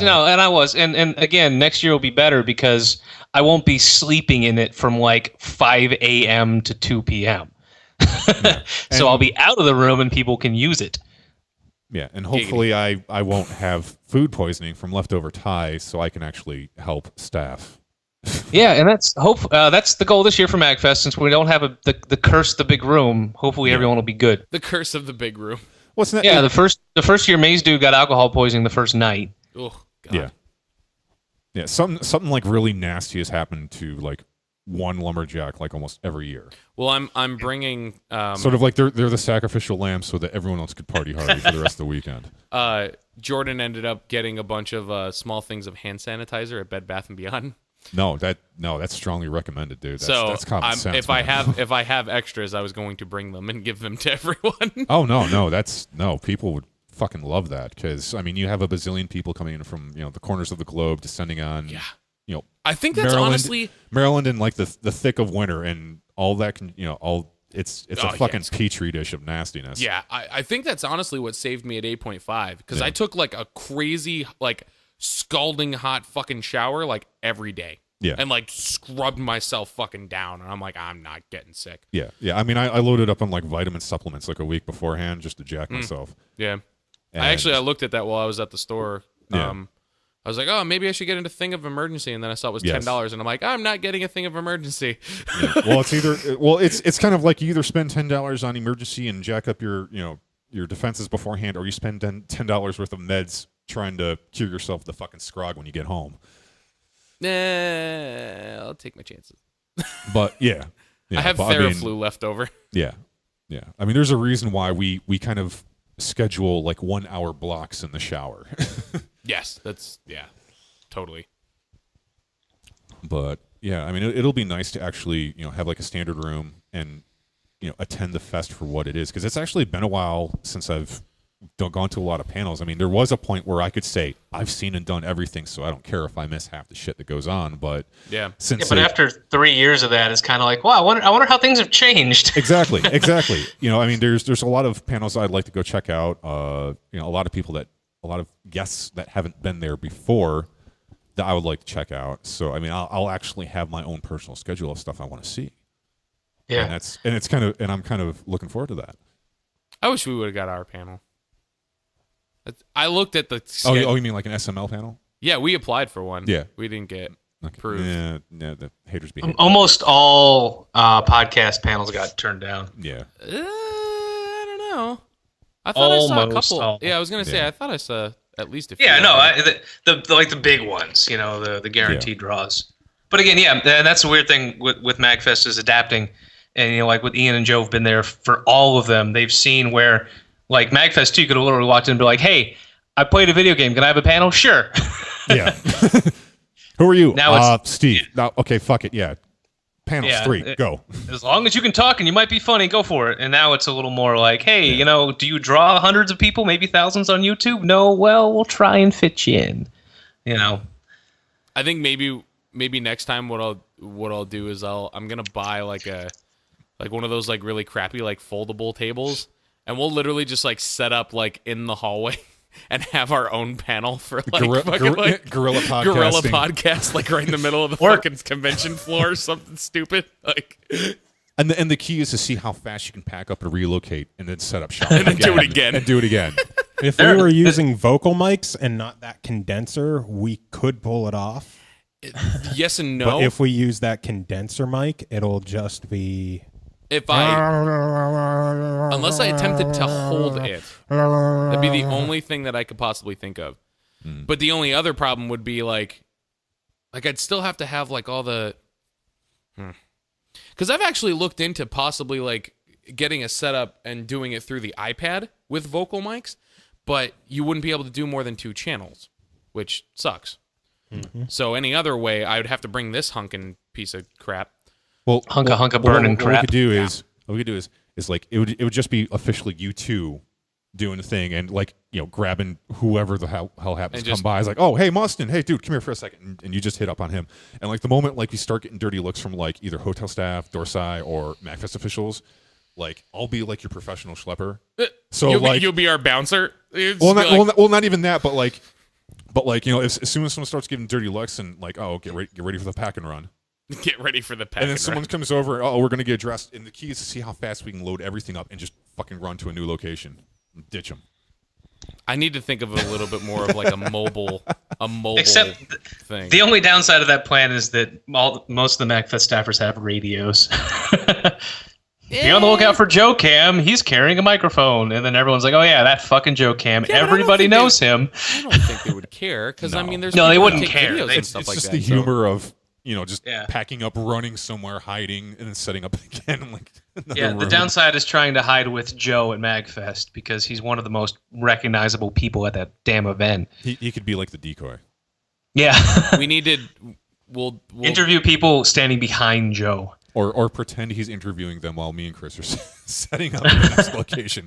No. Okay, Joe, we're back in panels 4. Come and get us. It becomes like a Where's Waldo of MagFest, but it's just Where's Joe Cam.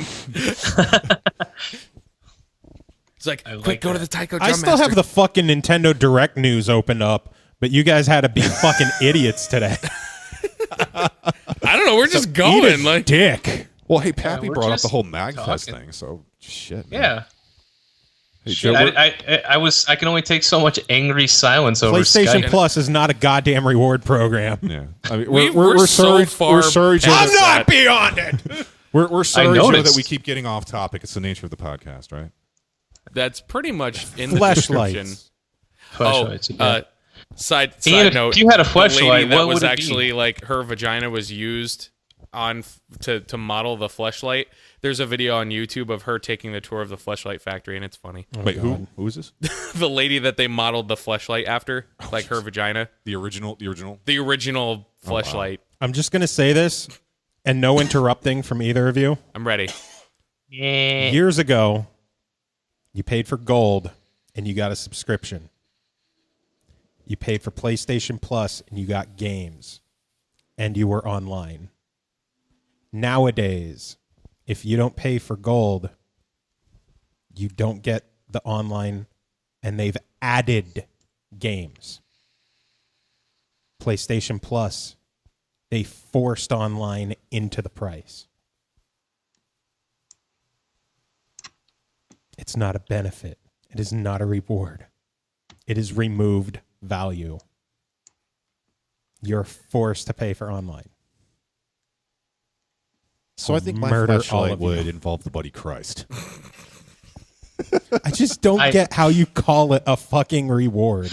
Hey, I'm gonna channel my inner Jay Cutler real quick because I don't care.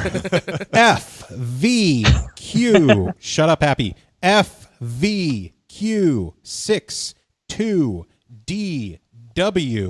G4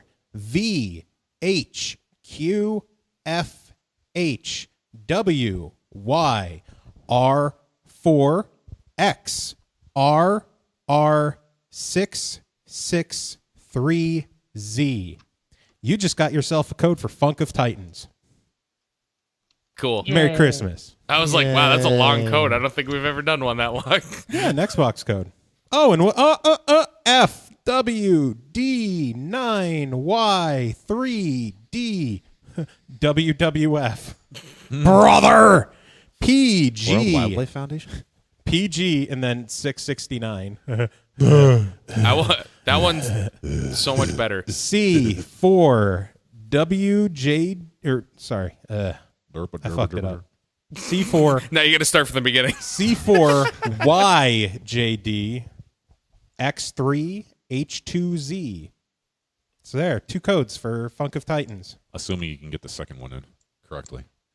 Therein That'll- lies the yeah. challenge. That's the challenge of the week. FWD9Y3D WWF PG669C4YJD X3H2Z. There. That's way faster than I would have been I don't able to give do a it. shit. I don't give a shit. I hiccuped. And Ramon says in March they will show more things about their next game, Blues and Bullets, and they hope you love them. Thank you for having them on. And buy the game. Yay. If you didn't already get it Yay. free. PlayStation Plus is not a benefit. It's not a reward program. My dick is a reward program. That's the name of the episode. My Episode fleshlight- 102. My fleshlight comes with a reward PlayStation program. Episode Plus 102 is not a rewards program. Huh. I just don't get And if how all you of think you it's SML rewards. fans out there have a problem with it, fuck off. I just don't get how someone can grasp onto it so hardcore. Yeah, dude. You're like- I you're literally like a just, Rottweiler. skimmed Because over I it. don't Like, understand how you call it a reward program. I'm so There's far no past reward it, to though. it. Like, Yeah. Put your My dick brain in. can't process fuck how you it. think it's rewarding. The reward is It's a in and of subscription itself. program that gives you rewards for being a constant subscriber. But you don't get Okay. added rewards over time. Your mom gets added You rewards over actually time. lost value by them forcing online onto it. Like Xbox Gold, they added the free games. That's a reward. That's an added benefit. No, PlayStation Plus is always giving you free games after it goes down for 3 weeks. Yes, they have always given you free games. that's your so what rewards is the program. reward? Wait for them to fuck up and then give you free stuff. Get your free This stuff. is Yeah, this is your reward for putting up with our bullshit. yeah. See, it's That's a reward the like PlayStation reward program. Thank you It's for like, putting up hey, with us. it's like living in an abusive household. Your reward is not getting slapped today. You So know? guys, It's- remember that Nintendo Direct that we briefly mentioned 40 minutes ago? Something No. like Nope. that. With the whole new Nintendo 3DS coming out that you made fun of 35 minutes ago? Vaguely. Did you talk about any of the Added features. added benefits of the new system? I think we actually covered that in a previous episode, didn't we? Yeah, it's the I one that don't comes know, with the did we? flashlight built in, right? Yes, No. built-in 2 sticks. flashlight. No. The C stick. Has the little C-stick clitoral nub. Yeah. Which is like just smaller give it than a- the size of one of the buttons. Just give it a It's gentle wiggle. like It's a good. touchpad nub. Yeah. But from everyone who's used it, they say it works amazingly. Yeah. It's Like just the ones that you would subtle find in the middle touches. of like with the older laptops, like Yeah. those things. Yep. So it doesn't actually shift. No. Oh. So it's a clit nub that you just tickle and play with. It also has added ZL and ZR buttons. Is the L and the R. Built-in NFC functionality, so you could use your amiibos on it. Yeah, I was wondering how they were going to, like, are they still making the portal to Yes. use it for the older? Okay. Yeah. And then the thing I'm most excited about with the new 3DS XL, aside from the added horsepower in the machine, is head tracking 3D. Yeah. That's like the main selling point for me. Mainly just because like I have not been able to use the 3D on those at all. Yeah, the biggest problem that people had with the 3D on the 3DS was the 3D not being 3D and instead being a blurry mess when you did anything except hold your breath and not move. You had to be like a marine sniper. Yeah. You had to be like one of those street performers, the living statues. Yeah. Yeah. Pretty much. Yeah, the system's going to be Man, I thought it was just $199. Neil this whole time. Yeah, dude. $199 releases February 13th, so great Valentine's Day gift. The thing that I'm really kind of weirded out by, they're not putting a power adapter in it. Yeah, which is weird. Like what the fuck? Like what Well- the fuck? Well, here's a really stupid question. Like, would the original 3DS adapter be? Any Yes. of the 3DS, Any- 2DS, and DSi. Yeah, like Chargers a whole will work. bunch of old charging adapters work for it. So Okay. they think, why make you pay for something you probably have Already have, 9 of yeah. already? But even still, like, what if this is going to be your first intro into it, and now you have to find a chart? Like, what are they really? Spend the $8 for a charger. But like, how much is Nintendo really saving by keeping that out of the box? Like what? Like $3.50? fucking like It- like $1? It sounds like a damned if you do, damned if you don't kind of thing. I mean, like we Pretty can put much. it in there, but it's just one more chunk of shit that people have to keep track of. They've 'cause- been releasing them that way in Japan for years. Like when we got a power adapter in our 3DS and our 3DS XL, they didn't. Because so they're like, weird you to guys me. have a DSi, right? Put that in the box and use your old charger on the new system. Stop being a little bitch about it. Yeah, but the problem is like, all right, you take a lot of the times like retailers, if you're trying to sell it, they require you to have the power adapter with it. Mm-hmm. So like that kind of screws that whole system up. the you know what I reselling. mean? If There's you, a lot if of you people hold that- on to the adapter from the old system and try to get rid of the old system. Yeah. Right. So that was the only reason why I was confused. Because if you like there's going to be a lot of people that are going to be like, okay, I'll trade in my old one to GameStop and then I'll just buy the new one. Yeah. And then more than likely, GameStop's going to be like, well, we don't take it without the charger. So like it just it creates. That's basically the. yeah, I GameStop think it's a being bad move dumbass. from Nintendo to yeah, do. I feel like it creates more problems than it does solving them. I think it's just one more way Nintendo's being anti-consumer lately. I don't know, man. Like Bringing Nom, it nom, back. nom. Bringing it back. people. I just don't get. I Fuck don't your get adapter. that. I don't And get they're that feeling from also Nintendo. only releasing the new 3DS XL in America, not the standard sized model. Yeah, that I thought was kind of weird. Yeah, there's a lot of people who don't have fat sausage hands like mine who Yeah. are concerned about needing to buy an XL. Plus, the XL doesn't have the customizable faceplates, which people want. Right. Well, and that's the Because thing, you because need- even like Jordan even said, she was like, so does that mean that I have to get a new one? And I'm like, well, if you get a new one, you got to get a big one. She's like, but I won't be able to play it then. Yeah. So Are her hands that small? yeah, Have Yeah, you not she's met tiny. Jordan? No. No, I've only heard about her in myth and legend. oh, I think It's her safer shoes that are way. Right there. Yeah, her shoes are right there. Chris, that gives okay. you a little I'll bit. be Of, right Myth back. and I'm gonna go legend smell. happening. yeah, her shoe, her foot inside her shoe fits in my shoe. Oh, so she's a petite She's a little tiny gal. one. Yeah, except in the breasticles. Yeah. Adorably compact. Yeah, it's like everything on her is small and compact, and then you hit her chest, and it's just like She How do just you not tip falls over? forward. She's a living chibi. pretty much. Oh. It's so true, though. I hear about it all the time. She's like, man, my back hurts. And I'm like, that's because you have to carry around fucking cannons. Like, my back would hurt, too. Like, I completely understand. But in addition to the system in red and black launching on the 13th, there is also the Legend of Zelda Majora's Mask system, which sold out way, way long ago, and Nintendo don't give a fuck if you want one. All right, we already touched on that. And a Monster Hunter 4 Ultimate bundle, which includes the game for $229, which, shocker, GameStop exclusive and is sold out. Ultimate bundle. I think it's more of a scalper's issue. Because that's been happening a lot. Oh, with it's a huge everything. deal, but if Nintendo Yeah. made more than 13 of them, it wouldn't be a problem. They're obviously making more than 13. Okay, they're making 15, whatever. A lot of other stuff was announced during the conference. A new Fire Emblem game is coming, which is awesome. I still haven't beaten Awakening. Jeez. Amiibos are coming to Smash for the 3DS, which was also confirmed. Xenoblade will hit the 3DS in America in April.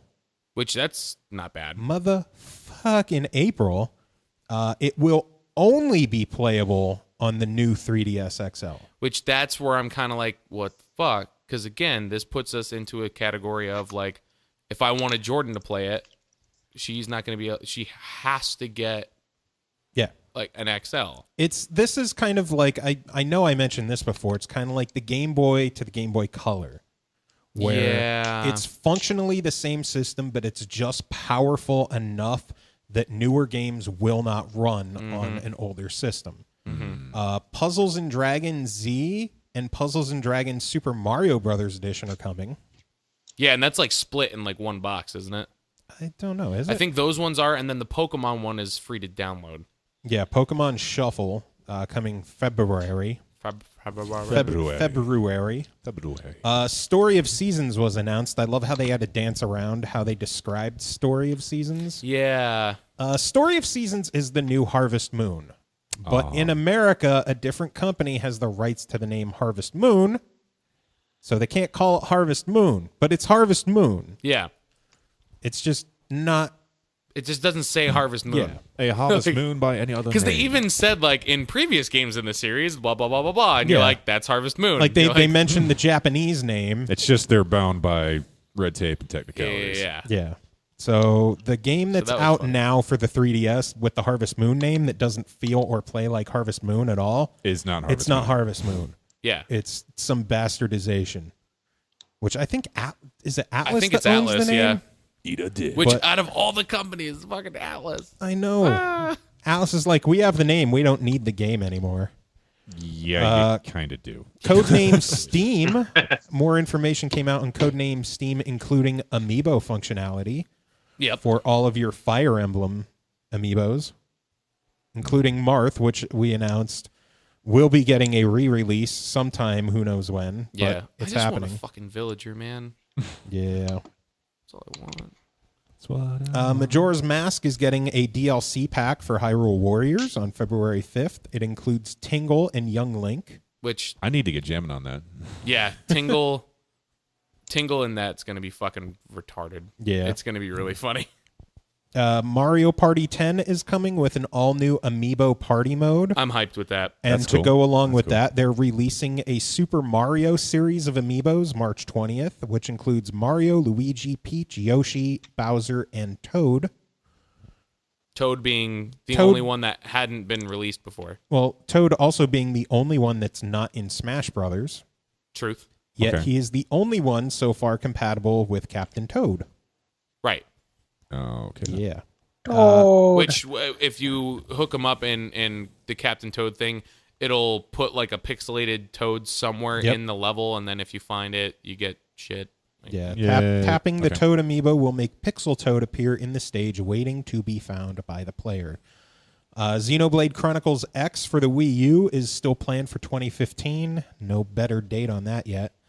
Also in Amiibo news, this spring we'll see another wave of figures, including Robin and Lucina, Pac-Man, Wario, Charizard, and the one which I have already tried to pre-order, but no one's taking pre-orders yet, Ness. From Earthbound. I missed out on Shulk. I will murder a motherfucker before I miss out on Ness. Yeah, Okay, I feel like Thunder. that's one like I could safely say that you at this point you probably have someone that still works at GameStop that you're friends with. Yes. Not really. I will give you Margaret's information, and when I will have Margaret find out the day that they start taking pre-orders, and I will call you and make sure that I will kill a bitch if I don't get a NES. I'm still pissed about Shulk, but at least NES so far isn't announced as a GameStop exclusive, which don't jinx there's it. only bad things happen when Nintendo and GameStop announce a GameStop exclusive. Yeah, I will say that that's historically not good. Yeah. I just want a goddamn villager. Yeah. I'm trying to get Underwood to buy one from Japan and bring it to... He said they were sold out there because I was like, hey, if you find a Marth, let me know. Damn. That shit ain't happening. I want a villager. I have a villager. It's the only one I want. The funny thing is, I traded my GameCube adapter for Villager, Little Mac, and Zelda, and now the GameCube adapters are showing up everywhere again. That was a good trade. Yeah, I know. That was a great trade. Yeah, my $20 GameCube adapter Buy low, sell high. for $40 worth of Amiibo. Wow. Yeah.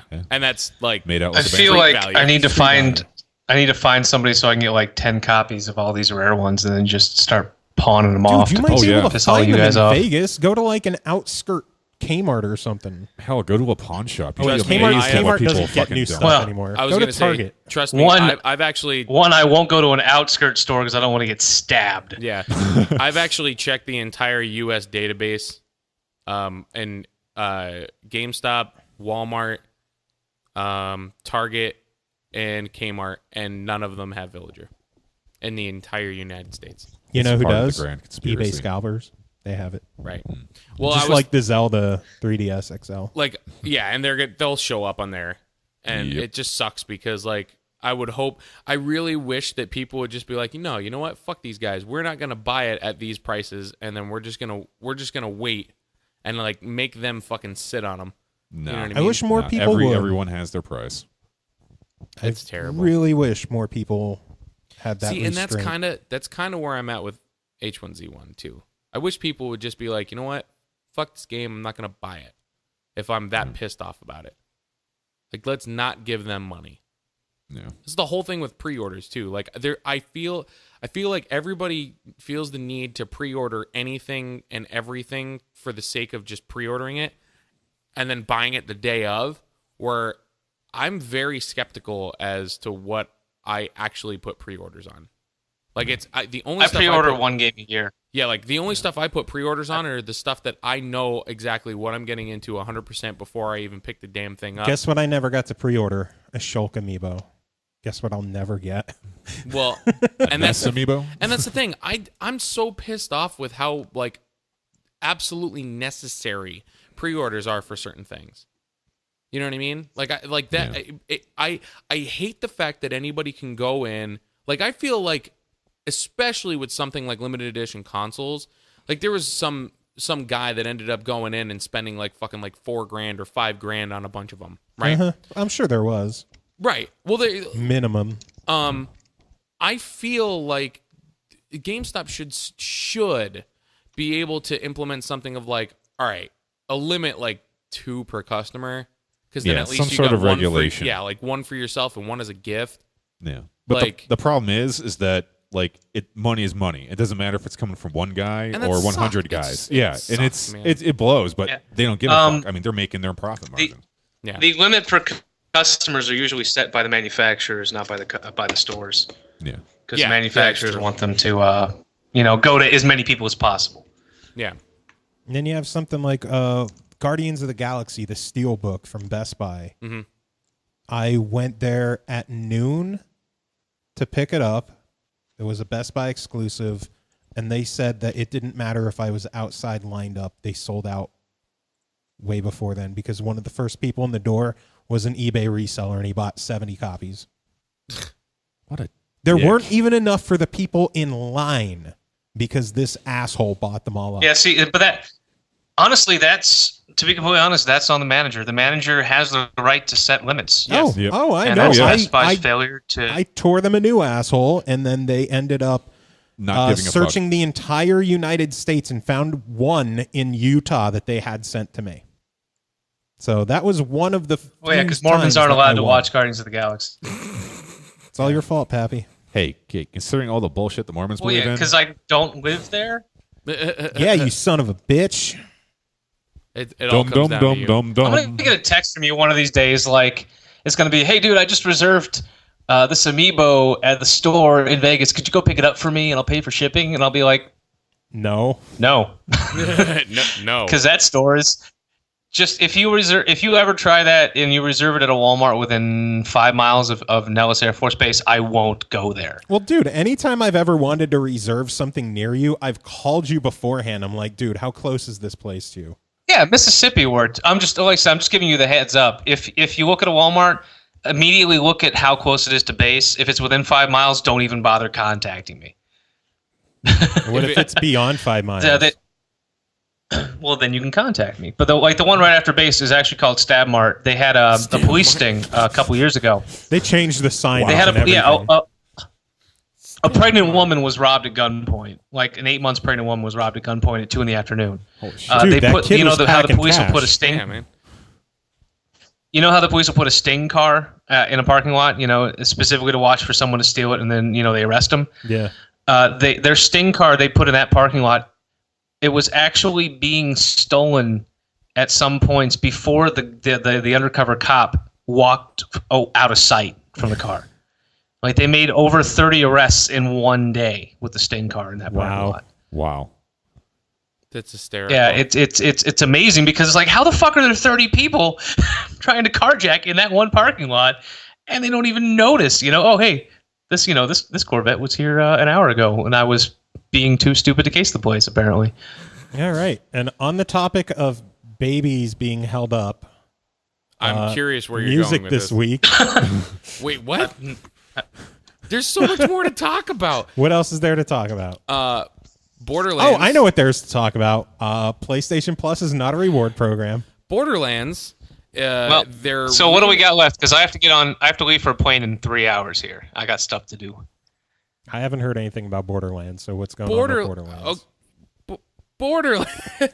Borderlands. Is there something Ian, did you hear anything about Borderlands recently? Are we talking about the Telltale game, Borderlands? No. I know, was it the prequel sequel was like on the Steam, winter Christmas All right, Chris, sale, just tell us. Borderlands 2. So anyway, what games have you been playing, Jim?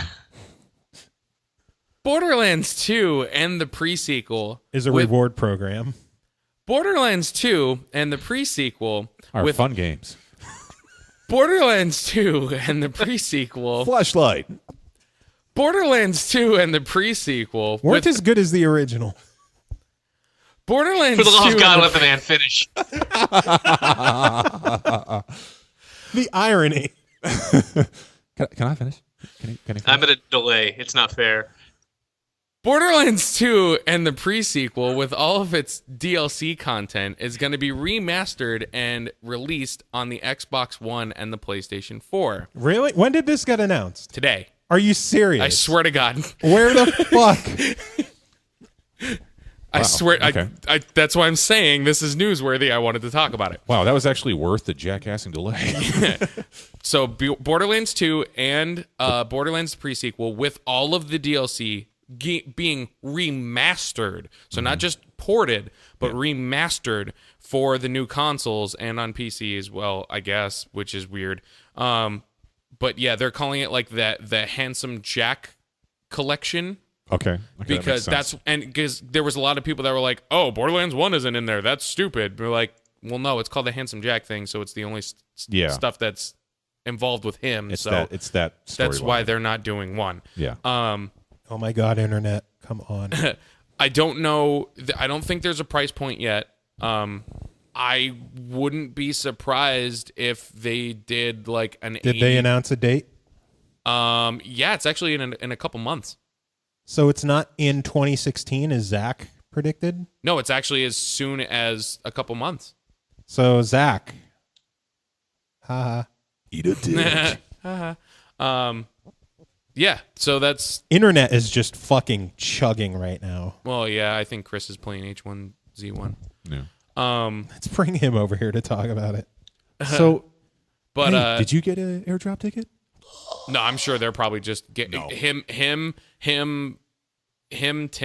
Flonker, and fucking like 3 other guys are Yeah. probably just going around stealing them from people. Yeah, yeah. Like- Like the gaming group that I'm part of, like they're not even about to touch that shit. No. They have like a 5-man raiding party that intentionally goes out and raids. Yes. Yeah, that's probably what they're doing. The Borderlands Handsome Collection for the Xbox One and PS4 will cost $400. It's called the Claptrap in a Box Edition and limited only 5,000 units worldwide, including a remote control Claptrap toy. Motherfucker. So there you go. Man, I didn't know there was a collector's edition. Jesus I was going to say Christ. that remote control. In addition to the Claptrap, toy, the Claptrap in a Box comes with a Handsome Collection, which includes remastered versions of Borderlands 2 and the pre-sequel and all DLC, as well as 12 Vault Hunter lithographs and a collectible steel case. Jesus But- Christ. But Pappy, does the remote control Claptrap come with a built-in flashlight? You could probably get it to hold one. Yes. Yes. Okay, I'm sold. Oh my god. I know. So, and this is the thing that actually made me kind of happy, because at first I was like, oh, fuck, I wish I didn't get it on 360. But you can transfer your saves. Nice. Oh, that's always good. So I will Yay. actually have a reason to pick it up on Xbox One. So I'd be able to play it with you guys, and we can play it together. Outstanding. Because I still never finished all the Except DLC I am for 2 incredibly anyway, so- ambivalent towards that game. Really? I love Borderlands. I Because you am, haven't I am played with incredibly friends. ambivalent. Oh, yeah. No. Yeah. I don't love it. I don't hate it. I just I love don't. Borderlands. I'm neutral So towards it. I was going to say, so which of you guys is the asshole that always picks up all the guns? That'd be Chris. Joe. That's why I don't play with him anymore. Because I literally didn't even get loot. Yeah, it's like, oh, hey, Like, there's some. That's Josh. That Where is the hell did it straight go? up Josh. Yeah, Yeah. I could see that being. Yeah. Yeah. Okay, let's show That's the why way I to like go. playing Halo Oh, I with them, picked because it there's all no up. props. I always get blamed about being a loot hog, and I rarely am. No, I've seen Josh. No, you haven't play done it in games years. where When we he'll were fucking younger, eat that shit. Yeah. Pappy's Joe, the going only to two bring up times I Final remember Fantasy you Crystal grabbing the loot.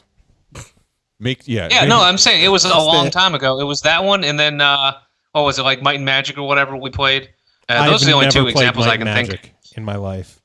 It was one of those similar ones that where you barbarian wizard whatever. Yeah. Like this was fucking 10 years ago, at least maybe 15. Oh my But god, yeah, the I mean, internet here can you don't- eat every dick on the planet. Yeah, I was gonna say Yeah. for I guess Crystal you're not- Chronicles, you're you not should a have just made loot Josh hog. the It's- bucket bitch Yeah. and let him I'd die. say if it's you more were that down. when I play with like you or Josh on a game that you guys have played before, it's not that you're stealing the loot or hogging it. It's just you're ahead of me. Yeah. So If there's anything important, we tell you. Eventually. If that's you, why I like Diablo, because it's individual drops. That's what makes that game so Yeah. nice. Which I'm enjoying a lot. I finally got. I didn't know this, but the last patch that they did, the seasonal items that were on PC, they actually added all the Season 1 items onto the console and Season 2, and Season 2 hasn't even started yet. And I already got a Season 2 item. So, Cool. yeah. I ain't got shit. Yeah, I never get. I always send out so many prizes for everybody else, and I never get any in the mail. It makes me sad. No, that's Joe and I Because played you the other day, play a and I thousand didn't get a times more single than us. item. I do. Yeah. I didn't get a single item worth upgrading, but I did get a gift for 3 different people. So at least I did something good see, for and others. And honestly, I actually kind of like it more that way because, like, at least if I feel like I get a shit drop and I'm only getting a Forgotten Soul out of it, I'm like, oh, well, at least I sent something to so-and-so, you know? Yeah, Karma reward. yeah. I sent Joe something that was actually better. So yay! I forget, one of you, I think Joe might have actually sent it to me. I got an ancient, because the ancient items are a thing now. Oh, did you see the Final Fantasy Type 0 HD box art, official box art? No. Look at it. Read it. And just enjoy all of it. Any news on Final Fantasy 15? Includes Final Fantasy. Wait, what was that first word there again? Includes. Are you sure? Includes. Exclusive. Are you sure? Day 1 edition? Are you want me to go higher? Like No. What was that word? Was it includes? includes. Includes? Includes exclusive Final Fantasy 15. You're missing the goddamn typo. Oh, The official Oh, no. artwork for Final Fantasy Type Inal- 0 inal HD Inal Cuds. has a fucking typo on it. Final Fantasy. Little inal kids. Inal Cuds. It's Final INLCUDES. In Cluds. I like how I even are you sure inal- it says includes? Includes. Inal Cuds. Does it say inal coo? What? I wasn't. I'm skimming through it. I didn't know what I was looking for. Why do you think I put so much emphasis on includes? Inal kids. Pappy could have seen that. He's not even here. Inal Cuds. Inal Cuds. Anal cubes. Inal kids. I fucking love that Zach was like, no, 2016, there's no way it's going to come out earlier. I figured it was going to come out early. We both That's what did. she And we told him. I said this fall at the latest. Yeah. We called that one. You should send Zach an email and just be like, ha ha ha ha ha ha ha. Don't even say what it's about. Just send him an The email. SML just, ha, ha, podcast, ha. episode 102. Zach is wrong. I got 2 bits of news real quick. Terraria is one coming to the Wii U and is 3DS. Ooh, That's cute. no, that's not news. that's news. I like that news. It's good news. No. It's It news is to good them. news. Uh, Theme Hospital's free All on right, so- Origin. So what's up, Pap Smear? I'm ready. My Borderlands. sound delay. Our bodies are ready, Pappy. Yeah, remember, Joe, I can buy Borderlands. I have the money. I don't know what I'm that not is. I have the but I shit can. to trade in. I don't know what that is. What is this money you speak of? Yeah, it is GameStop will. It's apparently GameStop. So there's 2 things that actually have occurred since we started the podcast. One has nothing to do with games, but I figured it was worth bringing up because it's fucking hilarious. It's a girl? A covert multinational group of activists calling itself Freedom Now has launched an Indiegogo campaign to topple the government of North Korea. Speaking of North Wait, Korea, what? the interview's hitting Netflix this weekend. What the fuck? Yep. Wait, run that by me one more The time. group is hoping to raise $10 million, and rewards include signed certificates of thanks for $10, $50, and $100, the symbolic rank of sergeant in the pro-democracy resistance for $500, an opportunity to have your name carved into a statue in North Korea for $5,000, and the film rights for $1.1 million. As of this writing, the group has raised $60. Yes. I say we pull some money together and see if we can get our names on the statue. I say we pull some money together and Buy the film rights? come up with our own goddamn Kickstarter. It's on Indiegogo. Get Yeah, it right. that was Indiegogo. Now, from Still. Kickstarter news, there's a card game that was just released by the gentleman over at the Oatmeal, Oh, I saw this morning. Exploding Kittens, and they have in just less than 1 day. Their goal was $10,000. They've made $1.3 million. Jesus Christ. Well, first of all, it's called Exploding Kittens. Exploding Kittens. Who yeah. wouldn't want to throw money at that? I don't even know It's what it's about, Ellen. and I feel compelled to Ellen throw it. Lee. It's Matthew Inman from the Oatmeal, Ellen Lee from Xbox and ARGS, and Shane Small from Xbox and Marvel. It's an easy card game. It's kind of like a Russian roulette card game involving exploding kittens. And I already backed it $35 for the card game age 7 and up, and the Not Safe for Work edition pack. Cool. Nice. nice. So when are you going to get your hands on that? Yeah, so It'll be a 30 couple months from now. Oh God. Yeah. I usually when I back a Kickstarter, I plan for one year. Yeah. Sometimes earlier. I did. I backed Bill Plimpton's Cheatin' 2.5 years ago, and I finally got it last month because he finished it, then sat on it to do the festival circuit to try and get awards, and then I also backed Cans Without Labels by John Krasniger, the guy who invented the original Ren and Stimpy. Yeah. I backed that in 2012, and I still haven't gotten it yet. Yeah, I keep getting updates, but I haven't actually gotten the movie I yet. think that's kind of shitty of Bill Plimpton to sit on it to do awards. That's not it's the only fucking thing he done. sat Give on. Give it to the... Well, I mean, to be honest, though, is It's Bill fucking it is his highest rated film of all time. So I can't, in terms of critics felt it was his most accessible and well done animation ever. So I don't get upset at that. But yeah, the canceled out labels one is a little annoying because it's like, oh, here's how it is, here's how it is, here's how it is. I'm like, dude, I paid you 2.5 years ago. Give me something other than the sketch. Yeah. No shit. It's not like pat on the back. Yeah, he's not a little startup company. Well, see, yeah, he's not a little startup. You know what I mean? That's kind of how I feel about the only Kickstarter that I ever backed was Hex, and I went in for a lot. I think I went in for about almost $200. I wanted a TCG that was playable on my computer. That was it's supposed to be an MMO TCG that's PVE, if you can follow that. Yeah. The Hades. Hex We're again. with Yes. you. We're with you. The PVE still has not been implemented. 102 episodes, and you're still talking about Hex. Yes, Yeah. 102 Well, that's, episodes, I and found they with- still haven't implemented PVE.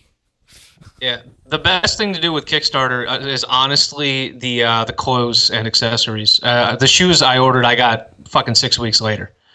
I find people with like the shirts and that, if they get successfully back, they go to printing immediately because everything's already ready. They just need the money. Yeah. Right. When you're backing games and film and all of that, now once in a while I will back something if it specifically says this movie, this cartoon, this game is already done. We just need money for what For printing. distribution and fucking And, Yeah, that never and happens, press. though. Yeah. yeah.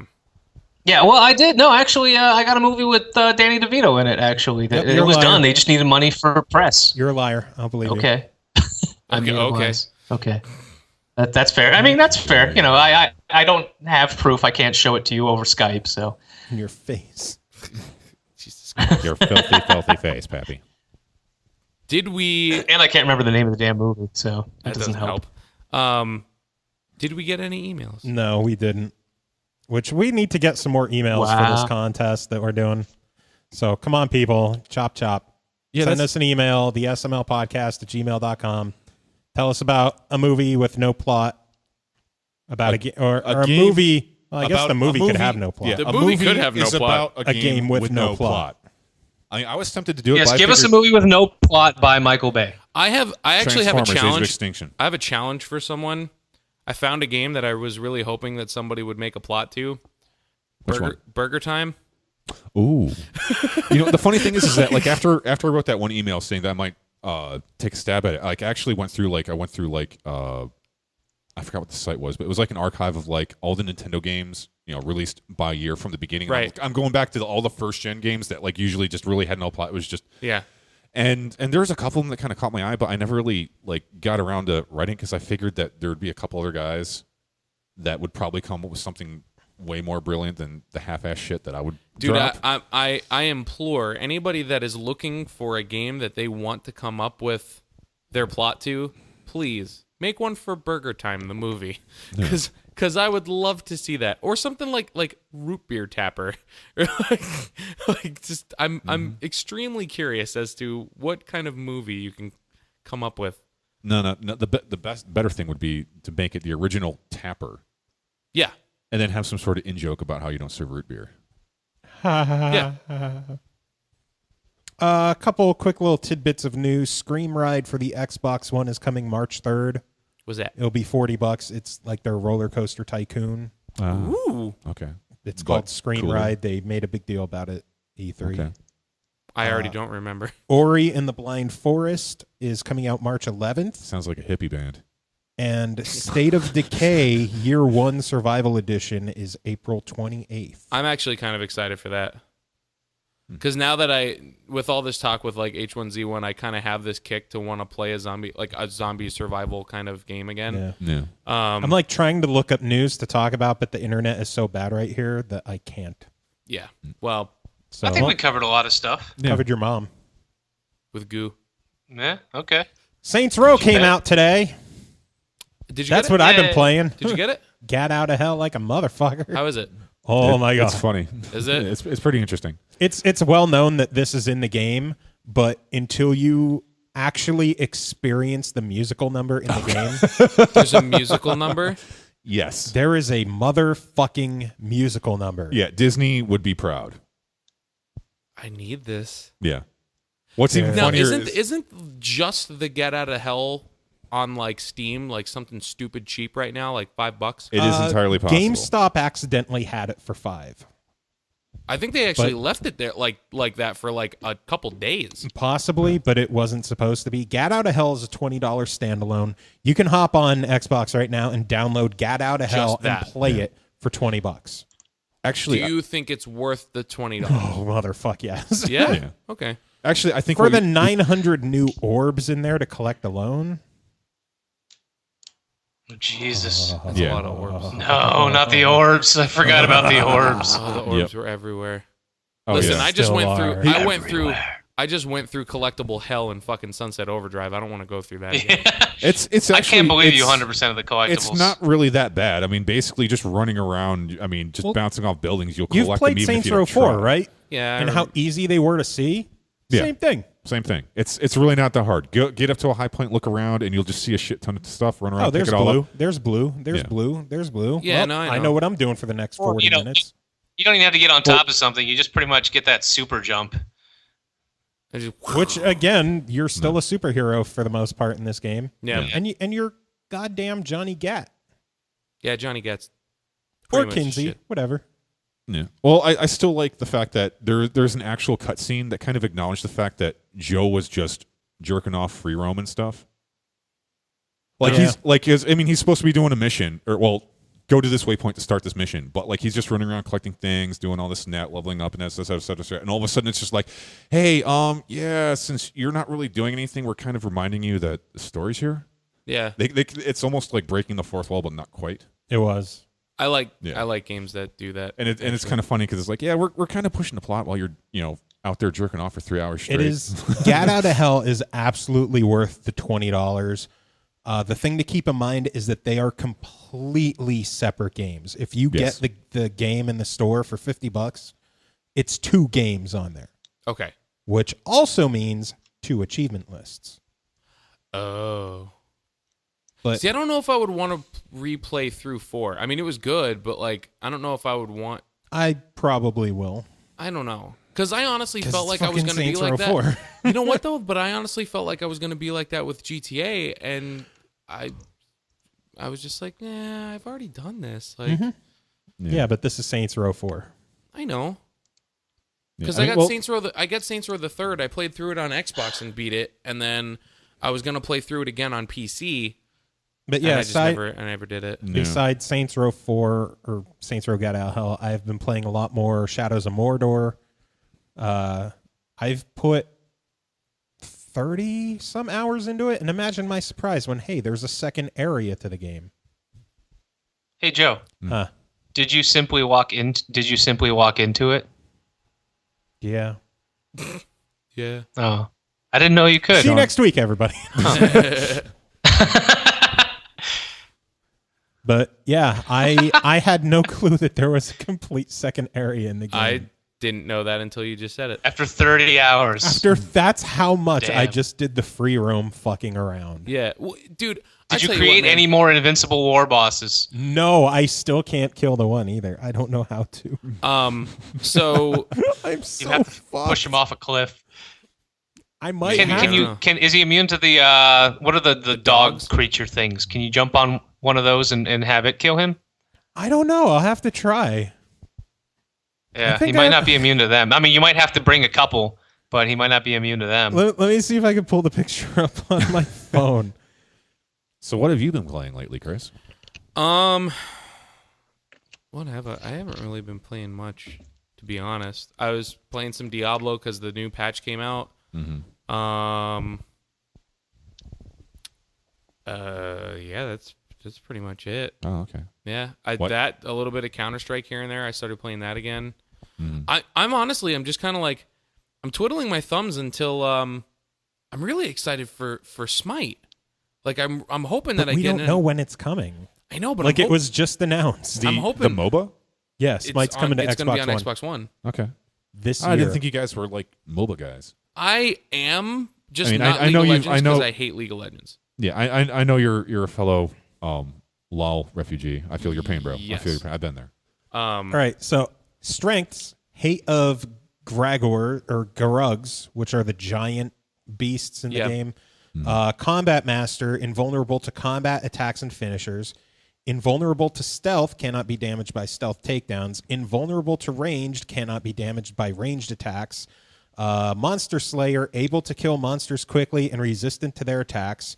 Jump attack, leaps far while striking. Vault Breaker, blocks attempts to jump over him. Inspiring Presence, nearby Uriks are inspired to attack simultaneously. Gang Leader has a group of followers. Weaknesses, fear of burning, becomes terrified when he burns. Yeah, I was gonna say because from So what you have to set him on he's fire. vulnerable to magic. How the fuck do you hit him? So you catch his posse on fire and hope that they catch him on fire? I don't know. 'Cause, I mean, I haven't played the game, so I don't know how easy it is. But it sounds like he's weak to magic. There aren't magic attacks in No. the game. Oh well, then it sounds like Yeah. you're fucked. Yeah, You have to get him near exploding barrels 47 I was times. gonna say, how, pretty like, how, much. yeah, like how but there's how not do you set enough him on fire? exploding shit in the game. And even still, once Yeah, he's no, on he'd fire, have to chase you Is he, a is he in a stronghold or no? well, he moves all the time. Wait until he's in a stronghold. And yeah, just can get, you- get can him you around those YouTube, fucking fires and you shoot your arrow into the fire and explode. I could try, but Like as dumb as it Are there sounds. cliffs? Can you kick him off a cliff? I don't know if I can. The only other thing that I can think of is the Can you dog look up a thing. YouTube video of a pro taking this guy? No, down? because they're all random. procedurally generated. Oh, Yeah. Yeah. Like Yeah, every oh, time you die, there's a chance that one of the bosses can kill another boss and then gain more strength and power. No, Oh. every time you And die, the only- the and guy you're who supposed kills to you die. gets stronger. Yeah. Oh, so basically, Yeah. this And guy's you're- kind of like the Highlander of the fucking Uruk High. Yeah, he just leveled up perfectly. Yeah, basically. Yeah. Okay, But that's and I've had just report him for such hacks, a then. long argument with my one coworker down at the video game store. He keeps saying that Shadows of Mordor is a terrible game, and I'm like, I don't even understand where the fuck you're coming up with it, because he's like, oh well, they just ripped off Assassin's Creed and Batman and this and that, and I'm like, okay, who did they rip off But for the they- hierarchy system? But it's a fun game. I'm like, yeah, I'm like, they took all the things that I love from those games, put it into one game, and added in this new thing that's super Yeah, cool. the Nemesis. And on top of system. that, Yeah. I mean, Yeah, it's see, fucking I don't- Tolkien. I don't understand that because, like, fucking, yeah, my brain just stopped working.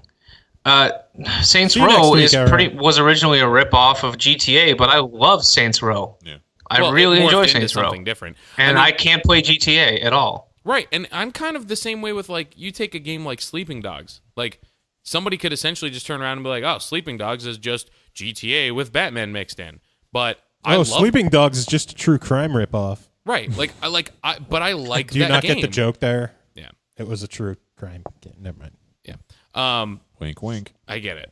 But you know what I mean? Like it wouldn't be fair to just be like, "Oh, well fuck this game because it copies this game." Like that's stupid.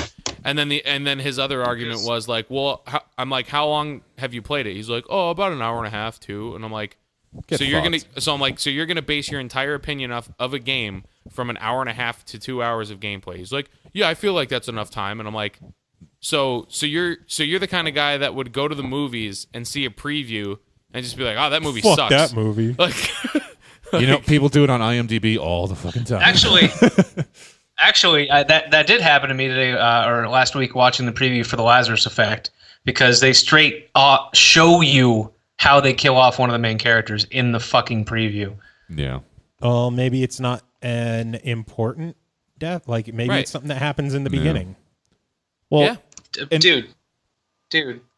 Dude, no. but Pappy, what are you playing? Dude, Pappy, what are you playing? threes. with my dick right now. He's Why? playing threes. And Yeah, I'm losing playing to me. threes. I'm actively playing threes right now. What else? Some Diablo with you guys. Not a whole lot right now. You know, just prepping for the fun of this weekend. So I reckon maybe I'll pick up a game or something while I'm there. Maybe Rule of Rose for $700. Maybe. Guess what? I keep forgetting to day ask it is? Steve if he has a copy of it somewhere. Just text him right now. He may. I keep telling him about Little Nicky on the Game Boy Color, and he keeps giving me the dirtiest looks ever. I don't blame him. So he has it? Is that what we're hearing? No, he's just like, "You're really gonna make me look for this game," and I'm like, "Yes, yeah, I want you to find this game." Do you have Little Nicky for Game Boy Color? Chris, you need to get the fuck out of this store right now. He's super pissed because I bring it up every time I see him. Go home. Just get out of here. Every time I see him. I can't even look at you right now. I'm so excited about the fact that Borderlands is coming this year. Mm-hmm. In a couple months. And Zach is so fucking wrong. In a couple months. Zach, he's like, it's only been pre-sequel's only been out a couple of months. There's no way it'll come out already. He's going to write the magnum opus of emails addressing Email us, Zach. Email us about how fucking wrong you are. The magnum opus. Take a break from your Final Fantasy escapades and talk to us about how goddamn wrong you were about Borderlands. Make sure you eat your cood. Plenty of reasons. All right. So, again, that email address. So anything else? I'm trying to read an email address. You're now 4 seconds ahead of me thanks to Skype. Who do you think you are?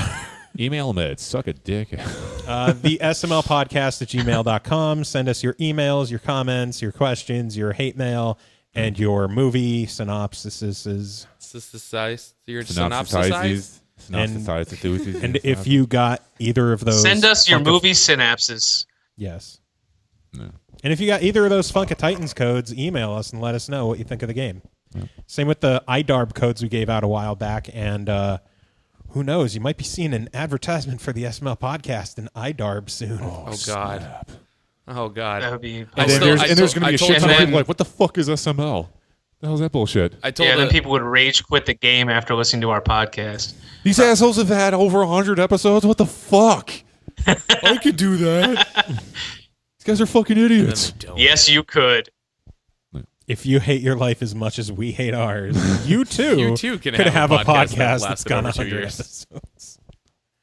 Yeah. Also, one last quick fuck you. There was another panel that came out for the 3DS in the Street Pass Plaza. Oh, son of a bitch. Say what? And what's even worse about it? What's even worse? Oh, it's the Monster Hunter one where it's like so fucking so old. old. Oh my god. They put it like in between like all the panels that we've had done for like months. It's like the fourth panel on the list or something. It's so stupid. Oh my god, MagFest. You better help us out with these street passes. That's pretty much all I'm going to be doing. I'm going to be that. Yeah. Oh, and I've officially taken physical inventory of how many CDs I have left. I have 67 CDs of Blade Mode. Once those CDs are gone, those CDs aren't going to exist anymore to purchase.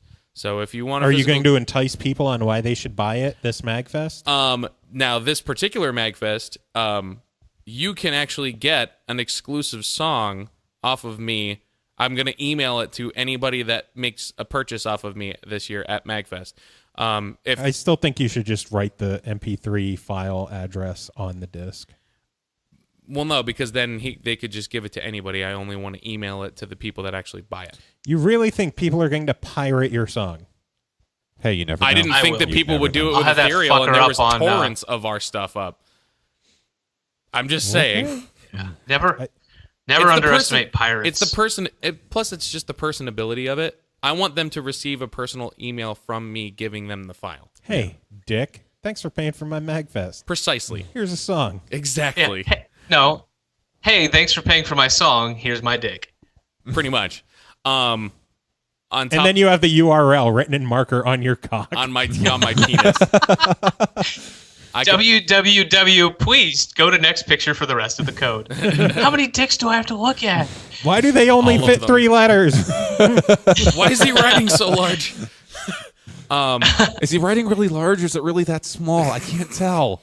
Banana for scale. Where's the other ball?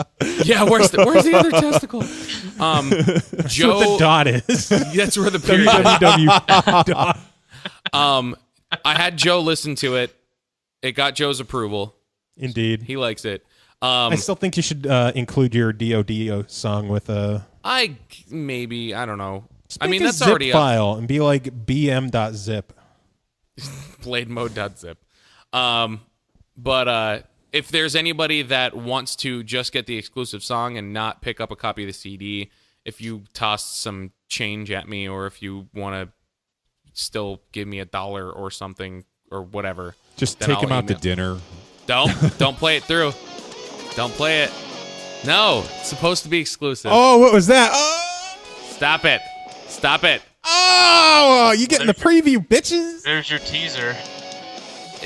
Through a That's enough. So, through a windscreen of a microphone on like not even hearing like what's going on. Anyway, there were instruments. I swear to God, there were music instruments. And just people for were playing them? anybody that's interested, the song is from McDonald's Treasureland Adventure. Not even McKids? No, it's from this game. Here, Oh, hook me up, bro. it's from that game. Does Oh, Ian know? shit. I was gonna say, does Ian know the legend of Treasureland Adventure? Yeah, this is my favorite I'm Genesis game. I'm gonna have to bring my Wii down, aren't I?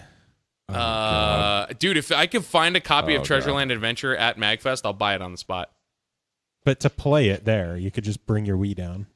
Oh, God. I don't is have. I modded, think bring you have yours the. down. I think you have the ROM though. I don't think I have it. I thought you did. I thought you downloaded it last Yeah, year and put at it on yours. MagFest. Mine wasn't modded at that time. I put it on yours. I'll have to check. Yeah. But yeah, so the song is from McDonald's Treasureland Adventure.